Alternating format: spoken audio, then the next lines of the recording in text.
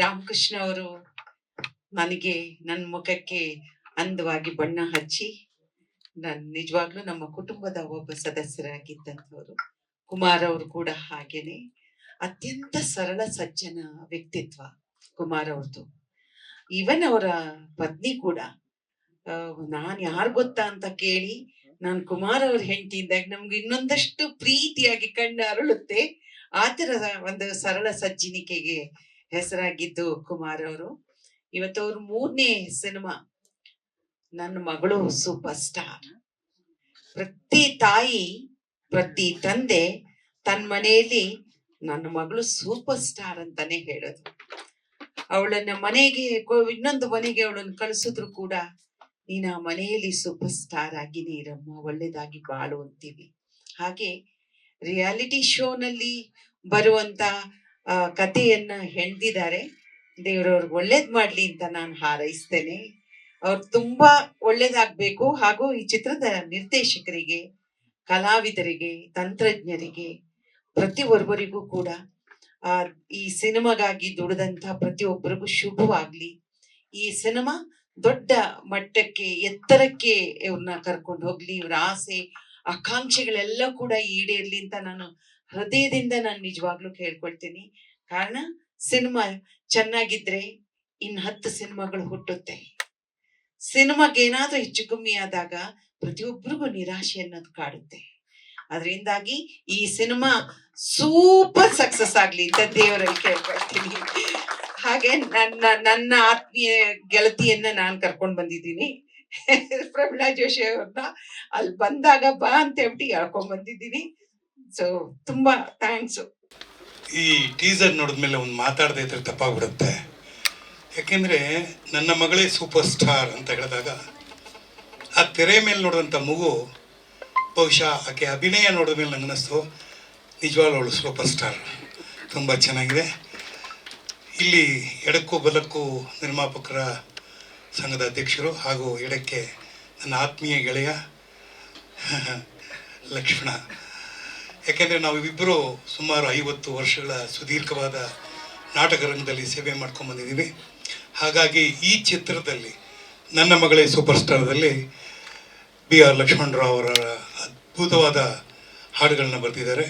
So ನಾವು over to launch. ನಾನು ಇದು ನನ್ನ ಫಸ್ಟ್ ಸಿನಿಮಾ ನಿರ್ದೇಶಕನಾಗ ಮಾಡ್ತಾ ಇದ್ದೀನಿ. ಒಂದು 20 ಫಿಲ್ಮ್ಸ್ ಅಬೌವ್ ಎಡಿಟಿಂಗ್ ಮಾಡಿದ್ದೀನಿ.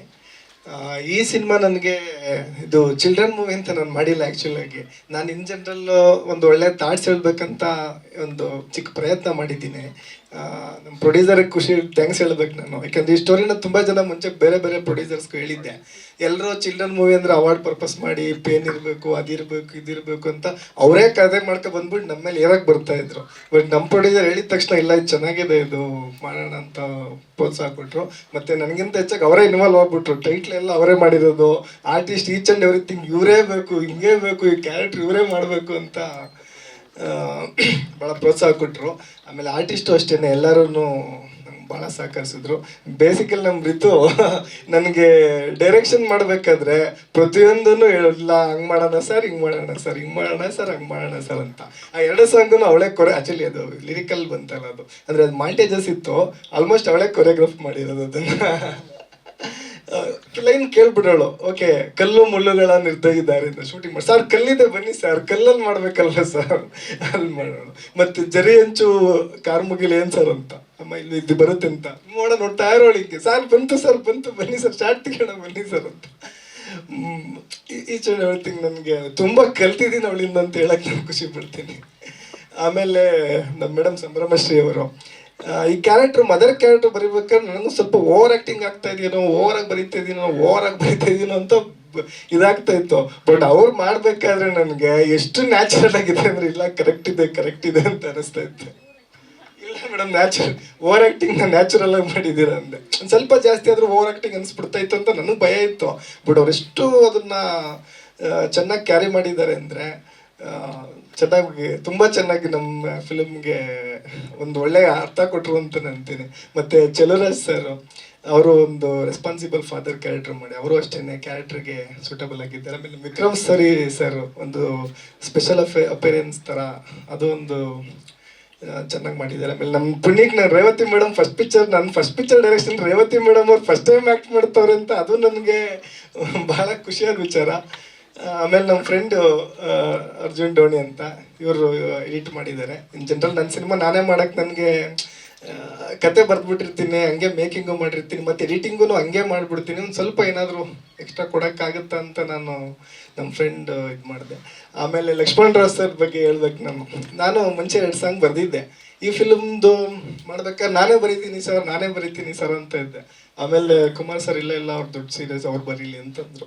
ಅವರು ಟೈಟ್ಲ್ ಸಾಂಗ್ ಬರ್ಬಿಟ್ಟು ಕಳಿಸಿದ್ರು. ಅದನ್ನ ನೋಡಿದ ತಕ್ಷಣ ನನಗೆ ಅರ್ಥ ಆಯಿತು, ನಾನಲ್ಲ ರೈಟ್ ಅಂದರೆ ಇದು ರೈಟಿಂಗ್ ಅಂದರೆ. ಆ ಕೋಗಿಲೆ ಹಂಸಗಮನೆ ಆ ಲೈನ್ ಓದಿದ ತಕ್ಷಣ ಕಳೆದೋಗ್ಬಿಟ್ಟು ಎಷ್ಟು ಚೆನ್ನಾಗಿ ಬರ್ತಿದ್ದಾರೆ, ಇದು ಸಾಹಿತ್ಯ ಅಂದರೆ ನನ್ನ ಕೈಲಿ ಹಿಂಗೆ ಬರೆಯೋಕ್ಕೆ ಆಗ್ತಾ ಇರಲಿಲ್ಲ ಅಂತ ಖುಷಿ ಆಗ್ಬಿಟ್ಟೆ. ಆಮೇಲೆ ಮಿಕ್ಕಿದ ಸಾಂಗ್ ಎಲ್ಲ ಬರ್ಕೊಟ್ರು, ಎಲ್ಲನೂ ಅಷ್ಟೇ ಪೊಯೆಟಿಕ್ ಆಗಿ ನಾನು ಕೇಳ್ತಾನೆ ಇರ್ತೀನಿ, ಆ ಥರ ಬರ್ಕೊಟ್ರು. Thank you so much sir. ನಂದು ನನ್ನ ಫಸ್ಟ್ ಸಿನಿಮಾದಲ್ಲಿ ನಿಮ್ಮಂಥ ದೊಡ್ಡ ರೈಟ್ರು ಬರೆಯೋಕ್ಕೆ ಸಾಕಾಯಿತು. ಆಮೇಲೆ ಕೆವಿನ್ ಅವರು ನನ್ನ ಫ್ರೆಂಡು, ಕೆವಿನ್ ಅವ್ರು ನನಗೆ ಯಾವಾಗಲೂ ಒಳ್ಳೆ ಟೋನ್ ಕೊಡ್ತಾರೆ. ನಾನು ಜಾಸ್ತಿ ಮೀಟ್ ಮಾಡೋದಿಲ್ಲ. ಸರ್ ಹಿಂಗೆ ಬೇಕು ಸರ್, ಹಿಂಗೆ ಸಿಚುವೇಶನ್ ಸರ್, ಹಿಂಗೆ ಕತೆ ಸರ್ ಅಂದರೆ ಸಾಕು ಟಕ್ಕಂತ ಕೊಟ್ಬಿಡ್ತಾರೆ. ನಾವು ಒಂದು ಟ್ಯೂನು ಮತ್ತೆ ರೀವರ್ಕ್ ಮಾಡೇ ಇಲ್ಲ, ಫಸ್ಟ್ ಕೊಟ್ಟಿದ್ದ ಟ್ಯೂನೇ ನಮಗೆಲ್ಲ ಓಕೆ ಆಗಿಬಿಡ್ತು. ಸೊ ಒಳ್ಳೆ ಜರ್ನಿ. ನಾನು ಒಂದು ವಿಷಯ ಹೇಳಕ್ಕೆ ಟ್ರೈ ಮಾಡಿದ್ದೀನಿ. ಓವರಾಲ್ ಫಿಲ್ಮ್ ಕಾನ್ಸೆಪ್ಟ್ ಅಂದರೆ ಎಲ್ಲ ಮಕ್ಳಿಗೂ ಟ್ಯಾಲೆಂಟ್ ಇರ್ತದೆ. ಸೊ ಅವ್ರ ದಾರಿಯಲ್ಲಿ ಬಿಟ್ರೇನು ಅಚೀವ್ ಮಾಡ್ತಾರೆ. ಫೋರ್ಸ್ಫುಲ್ಲಿ ಅದನ್ನೇ ಮಾಡಿ ಅಂತ ಹೋಗ್ಬೇಡಿ ಅನ್ನೋದನ್ನ ಒಂದು ರಿಯಾಲಿಟಿ ಶೋ ಮೂಲಕ ಹೇಳೋ ಪ್ರಯತ್ನ ಮಾಡಿದ್ದೀನಿ. ಹೋಪ್ಫುಲ್ಲಿ ಎಲ್ಲರಿಗೂ ಲೈಕ್ ಆಗುತ್ತೆ ಅಂತ ಅಂದ್ಕೊಂಡಿದ್ದೀನಿ. ನಮಸ್ತೆ. ವೇದಿಕೆ ಮೇಲಿರುವಂಥ ಎಲ್ಲ ಹಿರಿಯರಿಗೂ ಹಾಗೂ ಆಸನದಲ್ಲಿ ಇರುವಂಥ ಎಲ್ಲ ಪ್ರತಿಯೊಬ್ಬರಿಗೂ ನನ್ನ ನಮನಗಳು. ಏನಂದರೆ, ನಾನು ಮೇಕಪ್ಪು ತೆರೆ ಹಿಂದೆ ಮೇಕಪ್ ಮಾಡಿ ಮಾತಾಡಿಕೊಂಡು ಕೆಲಸ ಮಾಡ್ಕೊಂಡು ಅಭ್ಯಾಸ. ತೆರೆ ಮುಂದೆ ಈ ಥರ ಸ್ಟೇಜಲ್ಲಿ ಮಾತಾಡಿ ನನಗೆ ಯಾವತ್ತೂ ಅಭ್ಯಾಸ ಇಲ್ಲ. ಆದರೆ ನಮಗೆ ನಮ್ಮ ಮೇಡಮ್ಮು ಎಡಗಡೆ ಇದ್ದಾರೆ, ಬಲಗಡೆ ಸುಂದರರಾಜ್ ಅವರು ಇದ್ದಾರೆ, ನಮ್ಮ ಸಿರಿ ಮ್ಯೂಸಿಕ್ಕು ಸುರೇಶ್ ಅವರು ಇದ್ದಾರೆ, ಈ ವೇದಿಕೆ ಮೇಲೆ ನಮ್ಮ ರಾಮಮೂರ್ತಿ ಅವರು ಇದ್ದಾರೆ, ರೇವತಿ ಕಾಮತ್ ಮೇಡಮ್ ಇದ್ದಾರೆ, ಹೀರೋಯಿನ್ ಇದ್ದಾರೆ, ನಮ್ಮ ಹೀರೋ ಇದ್ದಾರೆ, ಲಕ್ಷ್ಮಣ್ ರಾವ್ ಇದ್ದಾರೆ. ಎಲ್ಲ ನಮಗೆ ಒಂದು ಸಪೋರ್ಟಿಂಗ್ ಆಗಿ ಈ ಒಂದು ಸಿನಿಮಾ ನಾನು ಮುಕ್ತಾಯ ಅಂದರೆ ಮಾಡಿದ್ದೀನಿ. ಈಗ ಫಿನಿಶ್ ಆಗಿ ಫಸ್ಟ್ ಪ್ರಿಂಟ್ ಬಂದಿದೆ, ಹಾಡುಗಳು ಚೆನ್ನಾಗಿ ಬಂದಿದೆ, ನಿರ್ದೇಶನ ಕೂಡ ನಮ್ಮ ಆಯುರವರು ಚೆನ್ನಾಗಿ ಮಾಡಿದ್ದಾರೆ. ಈ ಎಲ್ಲ ಈಗ ಇನ್ನು ಮುಂದಿನ ತಿಂಗಳು ಈ ಸಿನಿಮಾನ ರಿಲೀಸ್ ಮಾಡ್ತಾ ಇದ್ದೀನಿ. ಸಿನಿಮಾ ತುಂಬ ಚೆನ್ನಾಗಿ ಬಂದಿದೆ ಮೇಡಮ್. ಹಾಂ ಹಾಂ ಈಗ ಸಾಂಗ್ಗಳು ನೋಡಿದ್ರಿ, ಟ್ರೈಲರ್ ನೋಡಿದ್ರಿ, ಅದರಿಂದನೇ ನಮಗೆ ಸಾಂಗ್ಗಳು ನೋಡಿದಾಗಲೂ ಕೂಡ ತುಂಬ ಖುಷಿ ಆಯಿತು. ಲಕ್ಷ್ಮಣರಾವ್ ಅವರು ಅಂಥ ಅದ್ಭುತವಾದ ಸಾಂಗ್ಗಳನ್ನ ಮಾಡಿಕೊಟ್ಟಿದ್ದಾರೆ, ನಮಗೆ ಬರೆದು ಕೊಟ್ಟಿದ್ದಾರೆ. ಅದನ್ನು ಆ ಮ್ಯೂಸಿಕ್ ಡೈರೆಕ್ಟ್ರು ಚೆನ್ನಾಗಿ ಮಾಡಿಕೊಟ್ಟಿದ್ದಾರೆ ಕೆವಿನ್ನು. ಆದ್ದರಿಂದ ನಮಗೆ ಈ ಸಿನಿಮಾ ನೋಡ್ತಾನೆ ನಮಗೆ ಒಂದು ಖುಷಿ ಆಗಿದೆ. ಈಗ ನಮ್ಮ ಪಿಕ್ಚರ್ ರಿಲೀಸ್ ಮಾಡೋಕ್ಕೆ ನಮಗೆ ತುಂಬ ನಮ್ಮ ಮೇಡಮ್ ಜಯಮಾಲ ಮೇಡಮು, ಸುಂದರರಾಜ್ ಅವರು ಎಲ್ಲ ನಮಗೆ ರಿಲೀಸ್ಗೆ ತುಂಬ ಹೆಲ್ಪ್ ಮಾಡ್ತಾರೆ ಅಂತ ಅಂದ್ಕೊಂಡಿದ್ದೀನಿ. ನಾನು ನನ್ನ ಮಗಳೇ ಸೂಪರ್ ಸ್ಟಾರ್ ಚಿತ್ರ ಚೆನ್ನಾಗಿ ಓಡಲಿ, ಎಲ್ಲ ನಮ್ಮ ಪ್ರತಿಯೊಬ್ಬರ ಆಶೀರ್ವಾದ ನಮ್ಮ ಸಿನಿಮಾದ ಮೇಲೆ ಇರಲಿ ಅಂತ ನಾನು ಕೇಳ್ಕೊತೀನಿ. Thank you. ಇಲ್ಲ, ಆ ಥರದ್ದು ಒಂದು ಅಲ್ಲಿ ಬಂದು ಎಲ್ಲ ನನ್ನ ಕೇಳೋರು ಮೇಕಪ್ ಮಾಡ್ಬೇಕಾರೆ ನನ್ನ ಮಗಳಿಗೊಂದು ಚಾನ್ಸ್ ಕೊಡಿಸ್ತೀರಾ, ಚಾನ್ಸ್ ಕೊಟ್ರಿ ರಿಯಾಲಿಟಿ ಶೋನಲ್ಲಿ ಅಂತ. ನಾನು ಇನ್ನೊಂದು ಇದೇ ಥರದ್ದೊಂದು ಸಿನಿಮಾ ಮಾಡಬೇಕು ಅಂತ ಒಂದು ಅನಿಸಿಕೆ ಇತ್ತು ನನಗೆ. ಆಗ ಆಯುರವ್ರ ಪರಿಚಯ ಆಯಿತು. ನನ್ನ ಹತ್ರ ಒಂದು ಕತೆ ಇದೆ, ನೀವು ಕೇಳಿ ಬೇಕಾದ್ರೆ ಅಂತ. ಆ ಕತೆ ಕೇಳಿದಾಗ ನನಗೂ ಇಷ್ಟ ಆಯಿತು. ಆ ರಿಯಾಲಿಟಿ ಶೋನೇ ಕತೆ. ಆ ಕತೆ ಆಗಿದ್ದರಿಂದ ಅದನ್ನು ನಾನು ಮಾಡೋಣ ಬಿಡಿ, ಆಯಿತು ಈ ಪಿಕ್ಚರ್ ಮಾಡೋಣ ಅಂತ ಹೇಳಿ ಎಲ್ಲ ಆರ್ಟಿಸ್ಟ್ಗಳು, ಅದಕ್ಕೆ ಬೇಕಾಗಿರೋವಂಥ ಒಂದು ಚೈಲ್ಡ್ ಆರ್ಟಿಸ್ಟು ಸಿಹಿ, ಅವ್ರು ಕರೆಕ್ಟಾಗಿರೋವಂಥ ಹೀರೋ ನಮ್ಮ ಚೆಲುವರಾಜ್ ಅವರು, ಆ ಹೀರೋಯಿನ್ನು ಸಂಭ್ರಮಶ್ರೀ, ಇವರೆಲ್ಲ ಕರೆಕ್ಟಾಗಿ ಆ ಕ್ಯಾರೆಕ್ಟರ್ಗೆ, ವಿಕ್ರಮ್ ಸೂರಿ, ಇವರೆಲ್ಲ ಕರೆಕ್ಟಾಗಿ ಆ ಒಂದು ಚಿತ್ರಕ್ಕೆ ಕರೆಕ್ಟಾಗಿ ಏನು ಬೇಕು ಆರ್ಟಿಸ್ಟ್ಗಳು ಚೆನ್ನಾಗಿ ಸೆಟ್ಟಾಗಿ ಶೂಟಿಂಗು ಸ್ಟಾರ್ಟ್ ಆಯಿತು. ಆಗ ಅಂದ್ಕೊಂಡೆ ಈ ಸಿನಿಮಾ ಒಳ್ಳೆ ಹೆಸರು ಮಾಡುತ್ತೆ, ಚೆನ್ನಾಗಿ ಹೆಸರು ಬರುತ್ತೆ, ನಮಗೂ ಬರುತ್ತೆ ಅಂತೇಳಿ ಈ ಸಿನಿಮಾನ, ಈ ಕಥೆನ ಮಾಡಿದ್ವಿ. ಇಲ್ಲ, ಆ ಥರದ್ದೇನಿಲ್ಲ. ನಾವಿದು ಏನಂದರೆ ಕಲ್ಪನೆ ತಾನೇ, ಡೈರೆಕ್ಟರ್ ಕಲ್ಪನೆ. ಆ ಕಲ್ಪನೆಯಲ್ಲಿ ನಿಜ ರೂಪಕ್ಕೆ ಅನ್ವಯಿಸ್ಬೋದು ಅಷ್ಟೇ. ಏನು ಮಾಡೋಕ್ಕಾಗುತ್ತೆ. ನಾನು ಅಲ್ಲಿಗೆ ಹೋಗಿ ದುಡ್ಡು ಕೆಲಸ ಮಾಡ್ತೀನಿ, ಅವರು ಚಾನಲ್ನವರು ಅವರು ದುಡ್ಡು ಕೆಲಸ ಮಾಡ್ತಿರ್ತಾನೆ, ಅದೇ ಥರ ಅಷ್ಟೇ. ಅದೇನು ಸಮಸ್ಯೆ ಏನು ಬರಲ್ಲ. ಇದು ಚಿತ್ರ ಕಾಲ್ಪನಿಕ ಅಂತ ಒಂದು ಲೈನ್ ಹಾಕ್ಬಿಡ್ತೀನಿ ಸಿನಿಮಾದಲ್ಲಿ, ಏನು ಪರವಾಗಿಲ್ಲ. ಮಾಧ್ಯಮ ಮಿತ್ರರಿಗೆ, ಸ್ನೇಹಿತರಿಗೆ, ಮತ್ತು ನಮ್ಮ ಅಧ್ಯಕ್ಷ ಜಯಮಾಲಾ ಮೇಡಮ್ಗೆ, ಸುಂದರಜ್ ಸರ್, ಮತ್ತು ಎಲ್ಲ ಹಿರಿಯರಿಗೆ ಮತ್ತು ನಟರಿಗೆ, ಲಕ್ಷ್ಮಣ್ ಸರ್ ಬಂದಿದ್ದಾರೆ, ಸೊ ಅವ್ರಿಗೆ ಮತ್ತು ಸೂರಿ ಎಲ್ಲರಿಗೂ ನಮಸ್ಕಾರ ಹೇಳ್ತಾ, ನನ್ನ ಮಗಳೇ ಸೂಪರ್ ಸ್ಟಾರ್ ಲೈನ್ ಕೇಳಿ ತುಂಬ ಖುಷಿ ಆಗುತ್ತೆ. ಯಾಕಂದರೆ ಅಷ್ಟು ತುಂಬ ಚೆನ್ನಾಗಿ ಲಕ್ಷ್ಮಣ್ ಸರ್ ತುಂಬ ಅಚ್ಚುಕಟ್ಟಾಗಿ ಲಿರಿಕ್ಸ್ ಮಾಡಿದ್ದಾರೆ. ಅದಕ್ಕೆ ಕೆವಿನ್ ಮ್ಯೂಸಿಕ್ ಮಾಡಿದ್ದಾರೆ. ನಾನು ಫಸ್ಟ್ ಟೈಮ್ ಕೇಳಿದಾಗ ಅಂದ್ಕೊಂಡೆ ಎಷ್ಟು ಚೆನ್ನಾಗಿದೆ, ತುಂಬ ಡೀಪಾಗಿ ಕೇಳಿಸ್ಕೊಂಡ್ರೆ ತುಂಬ ಚೆನ್ನಾಗಿ ಹೋಗುತ್ತೆ, ಇದು ಆಡಿಯೋ ತುಂಬ ಚೆನ್ನಾಗಿದೆ, ಬನ್ನಿ ನನ್ನ ಸಿರಿ ಮ್ಯೂಸಿಕ್ನ ರಿಲೀಸ್ ಮಾಡ್ತೀನಿ ಅಂತ ಹೇಳಿ. ಸೊ ಇವತ್ತು ಟ್ರೇಲರು ರಿಲೀಸ್ ಆಗಿದೆ, ಮತ್ತು ಮುಂಬರುವ ದಿನಗಳಲ್ಲಿ ಹಾಡುಗಳು ರಿಲೀಸ್ ಆಗ್ತಾಯಿದೆ. ದಯಮಾಡಿ ನೋಡಿ ಕನ್ನಡ ಚಿತ್ರರಂಗದಲ್ಲಿ. ಸೊ ನನ್ನ ಮಗಳೇ ಸೂಪರ್ ಸ್ಟಾರ್ ಅನ್ನೋದು ಒಂದು ಒಳ್ಳೆಯ ಸಿನಿಮಾ ಆಗಲಿ ಎಲ್ಲರೂ. ಆದರೆ ಈಗಾಗಲೇ ಹೇಳ್ಬೇಕಂತ ಹೇಳಿದ್ರೆ ಕುಮಾರಣ್ಣವ್ರು ಗೆದ್ದುಬಿಟ್ಟಿದ್ದಾರೆ. ಯಾಕಂದರೆ ಅಧ್ಯಕ್ಷರೇ ಬಂದಿದ್ದಾರೆ ಅಂದರೆ ಗೆದ್ದೇ ಬಿಟ್ಟಿದ್ದೀರಿ ಅಂತ ಅರ್ಥ. ಸೊ ನಿಮ್ಮ ಪಾಕೆಟ್ ತುಂಬಲಿ, ನಿಮಗೆ ಒಳ್ಳೇದಾಗಲಿ, ಎಲ್ಲ ಚಿತ್ರಗಳು ಹೀಗೆ ಮುಂದುವರಿಲಿ. ಈಗಲೇ ಮೂರನೇ ಸಿನಿಮಾ ಇದು, ಇನ್ನೊಂದಷ್ಟು ಸಿನಿಮಾಗಳು ಬರಲಿ ನಿಮ್ಮ ಕಡೆಯಿಂದ. Thank you. ಏನಂದರೆ ಆಡಿಯೋ ಅಂತಂದ ತಕ್ಷಣವೇ ಅದು ಇನ್ವಿಟೇಷನ್ ಕಾರ್ಡ್ ಇದ್ದಂಗೆ. ಸಿನಿಮಾ ನೋಡಬೇಕಂತ ಹೇಳಿದ್ರೆ ನಾವೆಷ್ಟು ಪ್ರಚಾರಕ್ಕೆ ಹೋಗುತ್ತೆ, ಎಲ್ಗಡೆ ರೀಚ್ ಆಗುತ್ತೆ, ಏನೇನಾಗುತ್ತೆ, ಅದ್ರ ಜೊತೆಗೆ ನಮ್ಮ ಹಾಡು ರೀಚ್ ಆದರೆ ಖಂಡಿತವಾಗ್ಲೂ ಅದು ಇನ್ವಿಟೇಷನ್ ಕಾರ್ಡ್ ಇದ್ದಂಗೆ ಸಿನಿಮಾ ಒಳಗಡೆ ಬರೋದಕ್ಕೆ. ಸೊ ಅದ್ರ ಜೊತೆಗೆ ಕುಮಾರಣ್ಣವ್ರಿಗೆ ಏನು ಮಾಡಬೇಕು ಅದು ಮಾಡಿ. ನನ್ನ ಮಗಳೇ ಸೂಪರ್ ಸ್ಟಾರ್ ಸಿನಿಮಾ ಆರಂಭ ಆಗುವಂತಹ ದಿನಗಳಲ್ಲಿ ಕುಮಾರಣ್ಣನ ಮತ್ತೆ ಫೋನ್ ಮಾಡ್ತಾರೆ ಭಾಳ ವರ್ಷಗಳ ನಂತರ. ಹಿಂಗೊಂದು ಸಿನಿಮಾ ಮಾಡ್ತಾ ಇದ್ದೀನಿ, ನೀನೊಂದು ಈ ಥರ ಒಂದು ಮಗುವಿನ ತಂದೆ ಪಾತ್ರವನ್ನು ಮಾಡ್ಬೇಕು ನೀನು ಅಂತ ಹೇಳ್ತಾರೆ. ನಾನು ನಿಜವಾಗ್ಲೂ ನಿಮಗೆ ನಾನು ಪರಿಚಯ ಇದ್ದೀನಿ ಅಂತ ನನ್ನ ಕೈಲಿ ಈ ಪಾತ್ರನ ಮಾಡಿಸ್ತಾ ಇದ್ದೀರಾ, ಅಥವಾ ನಾನು ಈ ಪಾತ್ರಕ್ಕೆ ಸೂಕ್ತನ ಅಂತ ಕೇಳ್ತೀನಿ. ಇಲ್ಲ ಗುರುವೆ, ನೀನು ಸೂಕ್ತ, ನಾನು ಡೈರೆಕ್ಟ್ರಿಗೆ ಹೇಳ್ಬಿಟ್ಟಿದ್ದೀನಿ, ನೀನೇ ಮಾಡಬೇಕು, ಬಂದು ಮಾಡಿಕೊಡು ಅಂತ ಹೇಳ್ತಾರೆ. ಆಗಲ್ಲ, ನಾನು ಬಂದು ಮಾಡ್ತೀನಿ ಅಂತ. ಇದನ್ನು ಯಾಕೆ ಹೇಳ್ತಾ ಇದ್ದೀನಿ ಅಂದರೆ 2009-10 ಅಂದ್ಕೊಳ್ತೀನಿ, ನಾನು ಮಹಾಭಾರತ ಧಾರಾವಾಹಿ ಮಾಡಬೇಕಾದ್ರೆ ನಾನು ದುರ್ಯೋಧನ ಆಗಿ ಮಾಡಿದಾಗ ನನಗೆ ಪ್ರಪ್ರಥಮವಾಗಿ ಮೇಕಪ್ ಮಾಡಿದ ಕುಮಾರಣ್ಣ. ಆ ಒಂದು ಋಣ ನನ್ನ ಮೇಲಿತ್ತು, ಅವ್ರ ಮೇಲಿದ್ದ ಅಭಿಮಾನ. ನಾನು ಇವತ್ತು ಬಂದು ಈ ಸಿನಿಮಾನ ಮಾಡಿದ್ದೀನಿ, ನನ್ನ ಕೆಲಸನ ಅಚ್ಚುಕಟ್ಟಾಗಿ ಮಾಡಿದ್ದೀನಿ ಅಂತ ನಾನು ಭಾವಿಸ್ತಾ ಇದ್ದೀನಿ. ಕೆಲಸ ಮಾಡಿದ್ಮೇಲೆ ಅನಿಸ್ತು, ಕತೆ ಎಲ್ಲವನ್ನು ಕೇಳಿದ ನಂತರ, ಹೌದಲ್ವಾ, ರಿಯಾಲಿಟಿ ಶೋ ಇಂದ ಆಗಲೇ ಮೇಡಮ್ ಹೇಳಿದ್ರು ಎಷ್ಟು ಮಕ್ಕಳ ಮೇಲೆ ಪರಿಣಾಮ ಬೀಳ್ತಿದೆ, ಇದರಿಂದ ಆಗ್ತಿರುವಂಥ ಅನುಕೂಲ ಎಷ್ಟು, ಅನಾನುಕೂಲ ಎಷ್ಟು ಅಂತ ನಾನು ಯೋಚನೆ ಮಾಡಿ ಇದನ್ನ ಯಾಕೆ ನಾನು ಈ ಒಂದು ಸಂದೇಶ ಕೊಡೋದಕ್ಕೆ ಇವರೇನು ತಂಡ ಹೊರಟಿದ್ರೆ ಇದ್ರಲ್ಲಿ ನನ್ನ ಪಾತ್ರನ ಯಾಕೆ ಇರಬಾರ್ದು, ಮಾಡೋಣ, ಒಂದು ಒಳ್ಳೆ ವಿಚಾರನ ಹೇಳಕ್ ಹೊರಟಿದ್ದಾರೆ. ಇತ್ತೀಚಿನ ದಿನಗಳಲ್ಲಿ ಬರ್ತಿರುವಂತಹ ಚಿತ್ರಗಳಲ್ಲಿ ಸಂದೇಶವೇ ಇರಲ್ಲ. ಅಂತ ಸಂದರ್ಭಗಳಲ್ಲಿ ಇದೊಂದು ಒಳ್ಳೆ ಸಂದೇಶ ಕೊಡ್ತಾ ಇರೋಂಥ ಸಿನಿಮಾ ಅಂತ ನಾನು ಭಾವಿಸಿ ಈ ಸಿನಿಮಾನ ಒಪ್ಕೊಂಡೆ.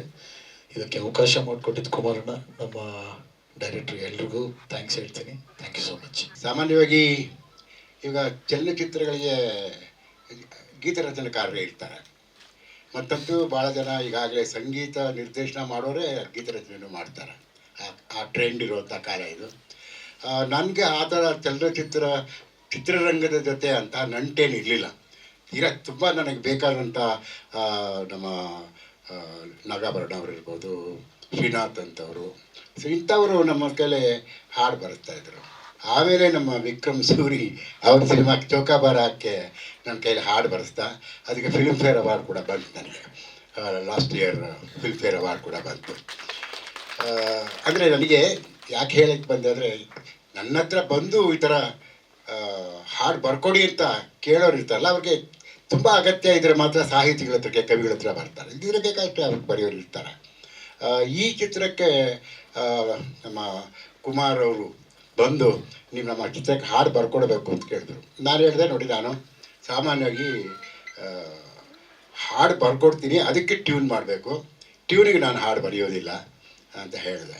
ಆಯಿತು ಸರ್, ನೀವು ಬರ್ಕೊಡಿ, ಅದಕ್ಕೆ ಟ್ಯೂನ್ ಮಾಡಿಸ್ತೀನಿ ಅಂತ ಹೇಳಿದ್ರು. ಸೊ ನಾನು ಇವರಿಗೆ ಸನ್ನಿವೇಶಕ್ಕೆ ತಕ್ಕಂಗೆ 3 ಹಾಡು ಬರ್ಕೊಟ್ಟೆ. ಬಟ್ ನನಗೆ ಭಾಳ ಆಶ್ಚರ್ಯ ಮತ್ತು ಸಂತೋಷ ಸಂಗತಿ ಏನಂದರೆ, ನಾನು ಕೆವಿನ್ ಅವರ ಹೆಸರು ಕೇಳೇ ಇರಲಿಲ್ಲ. ಅವರು ಸಂಗೀತ ನಿರ್ದೇಶಕರಾಗಿ ಅವ್ರಿಗೆ ಮಾಡಿದ್ರಂತೆ. ಅವರು ಯಂಗ್ಸ್ಟರ್, ಕೆವಿನ್ ನನ್ನ ಹೆಸರು ಭಾಳ ನಮ್ಮ ಇದರಲ್ಲಿ ಭಾಳ ಆಡಾಗಿ ಕೇಳಿಸ್ತಾ ಇತ್ತು. ಯಾರಪ್ಪ ಈ ಹುಡುಗ ಅಂತ. ಇಲ್ಲ ಸರ್ ತುಂಬ ಚೆನ್ನಾಗಿ ಮಾಡಿಸ್ಬೋದು, ಇದು ಟ್ಯೂನ್ ಮಾಡ್ತಾರೆ ಅಂತ ಆಯುರು ಕೂಡ ಎಲ್ಲ ಹೇಳಿದರು. ಆಮೇಲೆ ನಾನು ಹಾಡನ್ನು ಕೊಟ್ಟೆ. But I was really surprised ಎಷ್ಟು ಚೆನ್ನಾಗಿ ಅದಕ್ಕೆ ರಾಗ ಸಂಯೋಜನೆ ಮಾಡಿದ್ದಾರೆ. ಅಂದರೆ ಅಲ್ಲಿ ನಿಮ್ಗೆ ಗೊತ್ತಾಗೋದಿಲ್ಲ ಆ ಟ್ಯೂನ್ಗೆ ನಾನು ಹಾಡು ಬರೆದಿದ್ದೀನೋ ಅಥವಾ ನನ್ನ ಹಾಡಿಗೆ ಅವ್ರು ಟ್ಯೂನ್ ಮಾಡಿದಾರೋ, ಅಷ್ಟು ಸಹಜವಾಗಿ ಕೂಡ್ಕೊಂಬಂದಿದೆ. ಸೊ ನನ್ನ ಅಭಿನಂದನೆ ನಮ್ಮ ಕೆವಿನ್ ಅವ್ರಿಗೆ, ಯಂಗ್ ಮ್ಯೂಸಿಕ್ ಡೈರೆಕ್ಟರ್.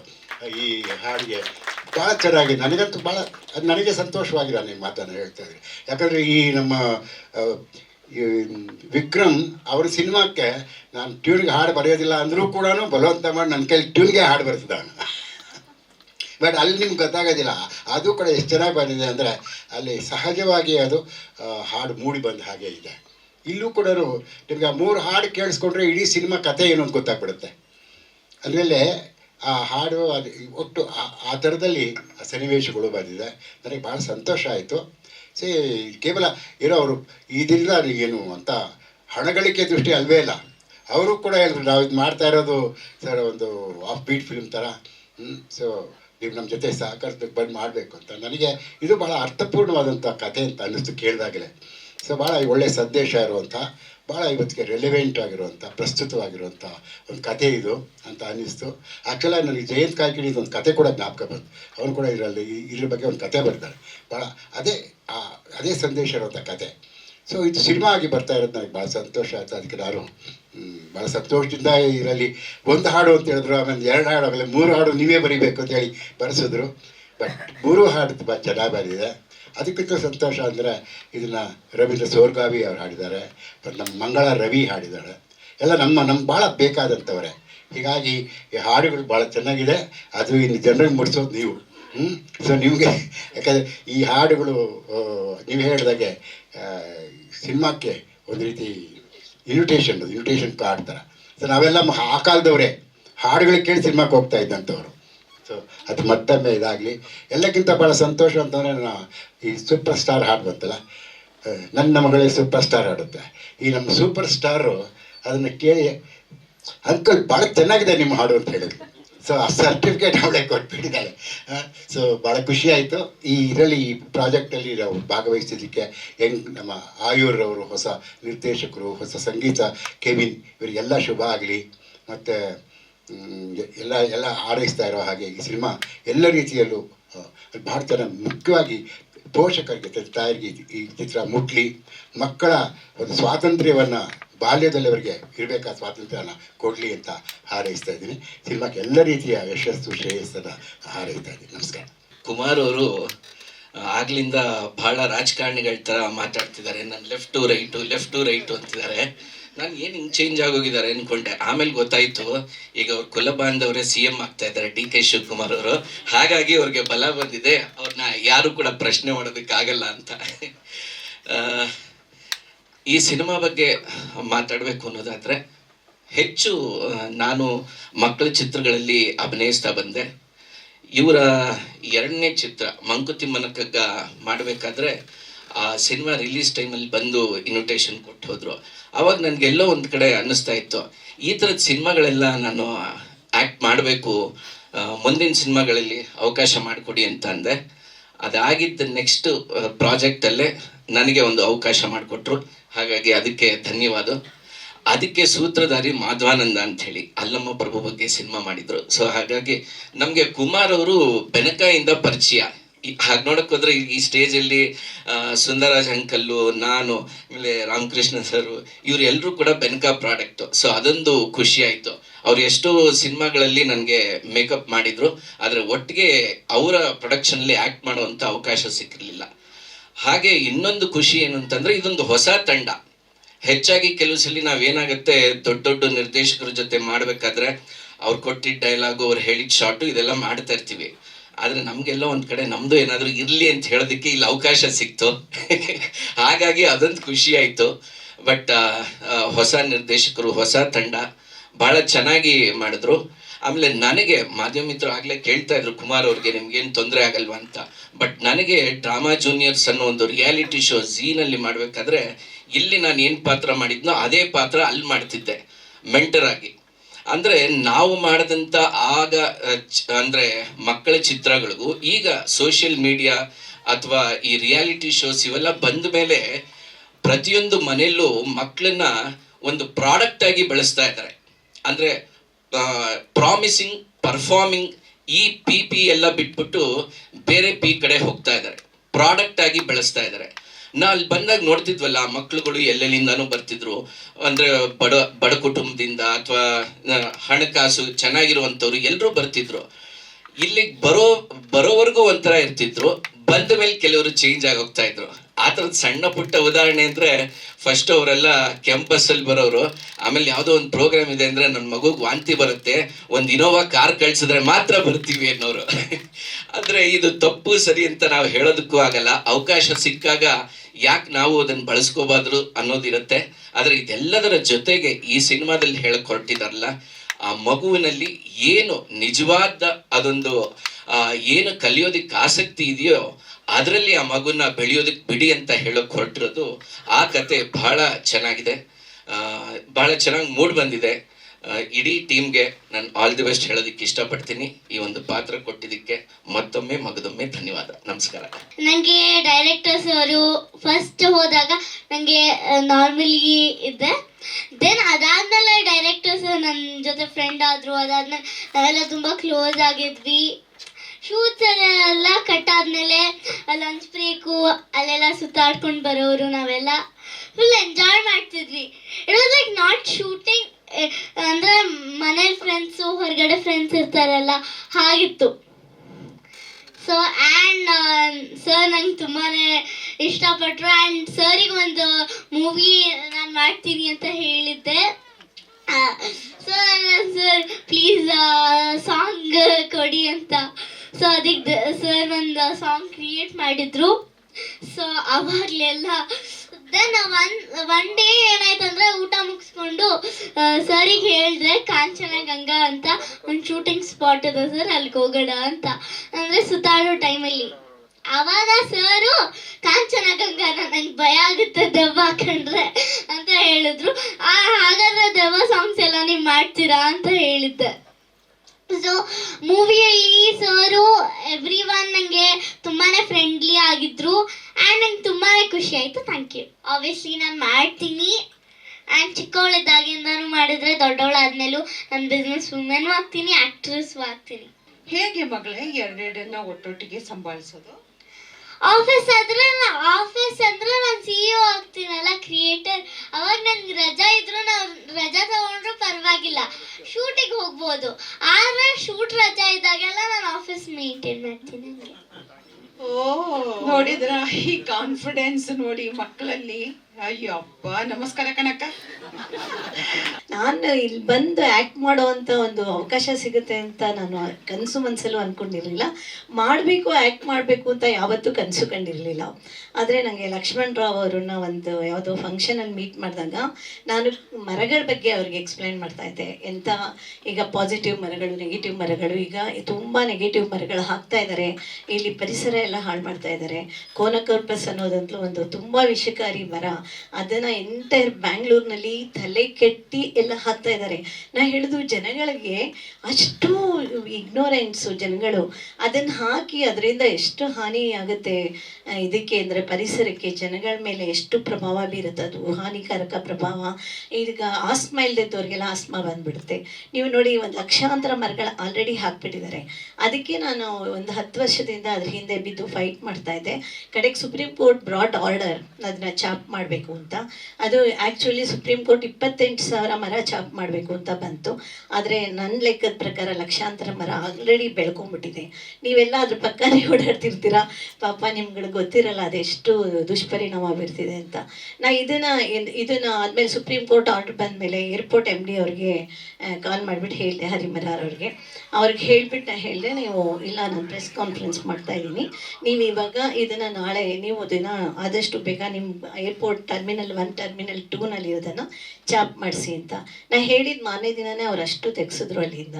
ಆಮೇಲೆ ಅನ್ಫಾರ್ಚುನೇಟ್ ಥಿಂಗ್ ಅಂದರೆ ಬರೀ ಕೋನೋಕಾರ್ಪಸ್ ಅಲ್ಲ, ಸ್ಪೆಥೋಡಿಯಾ, ತಬೂಬಿಯಾ ರೋಸಿಯಾ, ಎಷ್ಟು ಮರಗಳು ಹಾನಿಕರ, ನಮ್ಮ ಬಯೋಡೈವರ್ಸಿಟಿ ಹಾಳು ಮಾಡೋ ಮರಗಳು. ಈ ವಿಷಯನ ನಾನು ಲಕ್ಷ್ಮಣರಾವ್ ಹತ್ರ ಹೇಳಿದೆ ಅವತ್ತು. ಅವ್ರಿಗೆ ಅದು ಮನಸ್ಸೊಳಗಡೆ ಇಟ್ಕೊಂಡಿದ್ದಾರೆ. ಆಮೇಲೆ ಒಂದಿನ ಅವರಿಂದ ನಂಗೆ ಕಾಲ್ ಬಂತು, ನೀವು ಒಂದು ಪರಿಸರವಾದಿಯಾಗಿ ಒಂದು ಫಿಲಮಲ್ಲಿ ಆ್ಯಕ್ಟ್ ಮಾಡಬೇಕು ಅಂತ ಹೇಳಿದ್ರು. ನಾನು ಅದು ಇದು ತುಂಬ ನನಗೆ ಇದನ್ನು ಅವೇರ್ನೆಸ್ ತರಬೇಕು, ಪರಿಸರದ ಬಗ್ಗೆ ಅವೇರ್ನೆಸ್ ತರಬೇಕು. ಎಲ್ಲ ಕಡೆ ನಾನು ಹೋಗ್ತೀನಿ. ಈಗ ಹಾರ್ವರ್ಡ್ಗೆ ಹೋಗಿದ್ದೆ ಲಾಸ್ಟ್ ಮಂತು, ಹಾರ್ವರ್ಡಲ್ಲಿ ಲೆಕ್ಚರ್ ಕೊಟ್ಟೆ. ಆಮೇಲೆ ಕೆಲಾಗ್ ಯೂನಿವರ್ಸಿಟಿ, ಪ್ರಿನ್ಸ್ಟನ್ ಯೂನಿವರ್ಸಿಟಿ. ನೆನ್ನೆ ಇನ್ನೂ ನಾನು ಅಮೆರಿಕದಿಂದ ಬಂದಿದ್ದೀನಿ, ಇನ್ನೂ ಜೆಟ್ಲಾಗಿಂದ ಹೊರಗೆ ಬಂದಿಲ್ಲ. ಆದರೂ ಕುಮಾರ್ ಅವರು ಹೇಳಿದ ತಕ್ಷಣ 2-3 ಸತಿ ನಾನು ಇವ್ರಿಗೆಲ್ಲ ಹೇಳಿದೆ, ತುಂಬ ನಿದ್ದೆ ಬರ್ತಿದೆ ಕಣೋ, ಹೋಗೋದು ಬೇಡೋ ಯೋಚನೆ ಮಾಡ್ತಿದ್ದೀನಿ ಅಂತ. ಆಮೇಲೆ ಕುಮಾರ್ ಅವ್ರ ಮುಖ ಜ್ಞಾಪಕ ಬಂತು ನನಗೆ. ಆಮೇಲೆ ಆಯುರ್ ಮುಖ ಜ್ಞಾಪಕ ಬಂತು. ಅವ್ರು ಎಷ್ಟು ಕಷ್ಟಪಟ್ಟು ಇದನ್ನು ಶೂಟಿಂಗ್ ಎಲ್ಲ ಮಾಡ್ತಾಯಿದ್ರು. ಆಮೇಲೆ ನಮ್ಮ ಸಿಹಿ ಮುಖನೂ ಜ್ಞಾಪಕ ಬಂತು. ತಕ್ಷಣ ಇಲ್ಲ, ನಾನು ಹೋಗ್ಬೇಕಿದ್ದಕ್ಕೆ ನನಗೆ ಇವತ್ತೊಂಚೂರು ತೊಂದರೆ ಆದರೂ ಪರವಾಗಿಲ್ಲ ಅಂತ ಬಂದೆ. ಇದರಲ್ಲಿ ಈ ಸಿನಿಮಾದಲ್ಲಿ ಒಂದು ಅದ್ಭುತ ಏನಂತ ಹೇಳಿದ್ರೆ, ಪರಿಸರವಾದಿ ನನ್ನನ್ನೇ ಪರಿಸರವಾದಿಯಾಗಿ ತೋರಿಸಿದ್ದಾರೆ. So that is reality. Actually that is really. ನಾನು ಅದನ್ನು ಆ ಆಪರ್ಚುನಿಟಿ ಯೂಸ್ ಮಾಡಿಕೊಂಡು ಆಲದ ಮರದ ಬಗ್ಗೆ, ಅರಳಿ ಮರದ ಬಗ್ಗೆ ನಮ್ಮ ಇವಳಿಗೆ ರೀತುಗೆ ಸಿಕ್ಕಾಪಟ್ಟೆ ಜ್ಞಾನ ಕೊಟ್ಟಿದ್ದೀನಿ ಅಲ್ವಾ ರೀತು? ಅಂದರೆ ಅವಳಿಗೆ ಹೇಳ್ಕೊಟ್ಟೆ. ಆಮೇಲೆ ಇದ್ರದ್ದು ಥೀಮ್ ಎಷ್ಟು ಚೆನ್ನಾಗಿದೆ ಅಂದರೆ, I fell in love with this actually. ಯಾಕೆ ಅಂತ ಹೇಳಿದ್ರೆ ನನ್ನ ಮಕ್ಕಳೇ ಉದಾಹರಣೆ. ಯಾಕೆಂದರೆ ನನ್ನ ಮಕ್ಕಳಿಗೆ ಮ್ಯಾಥಮೆಟಿಕ್ಸಲ್ಲಿ, ಸೈನ್ಸಲ್ಲಿ ಇಂಟ್ರೆಸ್ಟ್ ಇರಲಿಲ್ಲ. ನನಗೆ ಕನಸೇನೆಂದರೆ ನನ್ನ ಮಗ ಸಾಫ್ಟ್ವೇರ್ ಇಂಜಿನಿಯರ್ ಆಗಬೇಕು ಅಂತ, ಡಾಕ್ಟರ್ ಆಗಬೇಕು ಅಂತ. ಅವನನ್ನು ಆ್ಯಕ್ಚುಲಿ ನನಗೆ, ನೀವು ನಂಬ್ತಿರೋ ಇಲ್ಲೋ, ಅವ್ರಿಗೆ ಮ್ಯಾಥಮೆಟಿಕ್ಸಲ್ಲಿ, ಸೈನ್ಸಲ್ಲಿ ಅವ್ರಿಗೊಂಚೂರು ಇಷ್ಟ ಇರಲಿಲ್ಲ. ಕಡೆಗೆ ನಾನು ಬೇಸಿಗೆ ಕರ್ಕೊಂಡು ಹೋಗಿ, ಬೇಸಲ್ಲಿ ಅವ್ರು IIT ಟ್ರೈನ್ ಮಾಡ್ತಾರೆ. ಅವ್ನು PUCನಲ್ಲಿ ಇದಾದಾಗ ಬೇಸಿಗೆ ಕರ್ಕೊಂಡೋಗಿ ನನ್ನ ಮಗನ IIT ಮಾಡಿಸ್ಬೇಕು ಅಂತ. ಆವಾಗ ಬೇಸಲ್ಲಿ ವಿಶಿಷ್ಟಪ್ಪ ಬುಕ್ ಎಲ್ಲ ತೊಗೊಂಡ್ಬಂದೆ ಅವತ್ತಿನ ದಿನ. ಆಮೇಲೆ ಒಂದಿನ ನಾಗರಾಜ್ ಅವರು ಬೇಸ್ ಓನರ್ ಇದ್ದಾರಲ್ಲ, ಅವ್ರು ಕರೆದ್ಬಿಟ್ಟು ಹೇಳಿದ್ರು, ನೀವು ಯಾಕೆ ಈ ಪ್ರಯತ್ನ ಪಡ್ತಾ ಇದ್ದೀರಾ, ನಿಮ್ಮ ಮಗನಿಗೆ ಈ ಸಬ್ಜೆಕ್ಟ್ಸಲ್ಲಿ ಇಂಟ್ರೆಸ್ಟ್ ಇಲ್ಲ ಅಂತ. ಸೊ ಈ ಪಿಕ್ಚರ್ನ ಸ್ಟೋರಿ ಆಮೇಲೆ ನನ್ನ ಜೀವನದ ಸ್ಟೋರಿ ಎರಡು ಬಹಳ ಹೊಂದಾಣಿಕೆ ಆಗ್ತಾ ಇದೆ.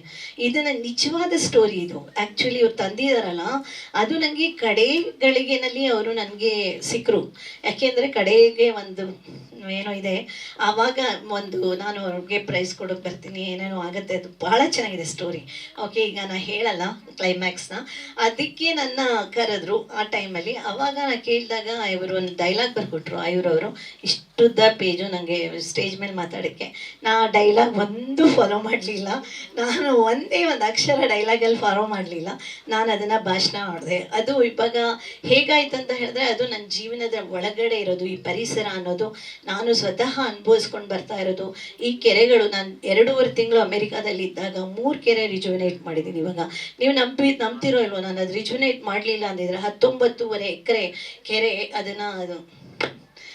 ಅದು ಒಂದು ಬಿಲ್ಡಿಂಗ್ ಆಗೋಗಿರೋದು. ಅದರೊಳಗಡೆ ವಿಷಯಗಳು, ಅದನ್ನು ಮಾತಾಡೋಕ್ಕಾಗಲ್ಲ.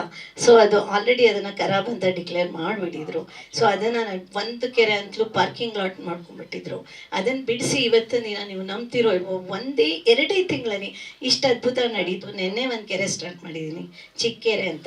ಎಷ್ಟು ಅಧ್ವಾನಗಳು ನಡೀತಾ ಇದೆ. ಉತ್ತರಹಳ್ಳಿ ಕೆರೆಗೆ ಒಂದೇ ಸಮ ಒದ್ದಾಡ್ತಾ ಇದ್ದೀನಿ, ಪರ್ಮಿಷನ್ ಕೊಡಿ. ನನ್ನ ಸ್ವತಃ ದುಡ್ಡಿಂದ ನಾನು ಇದನ್ನೆಲ್ಲ ಡೆವಲಪ್ ಮಾಡ್ತಿದ್ದೀನಿ.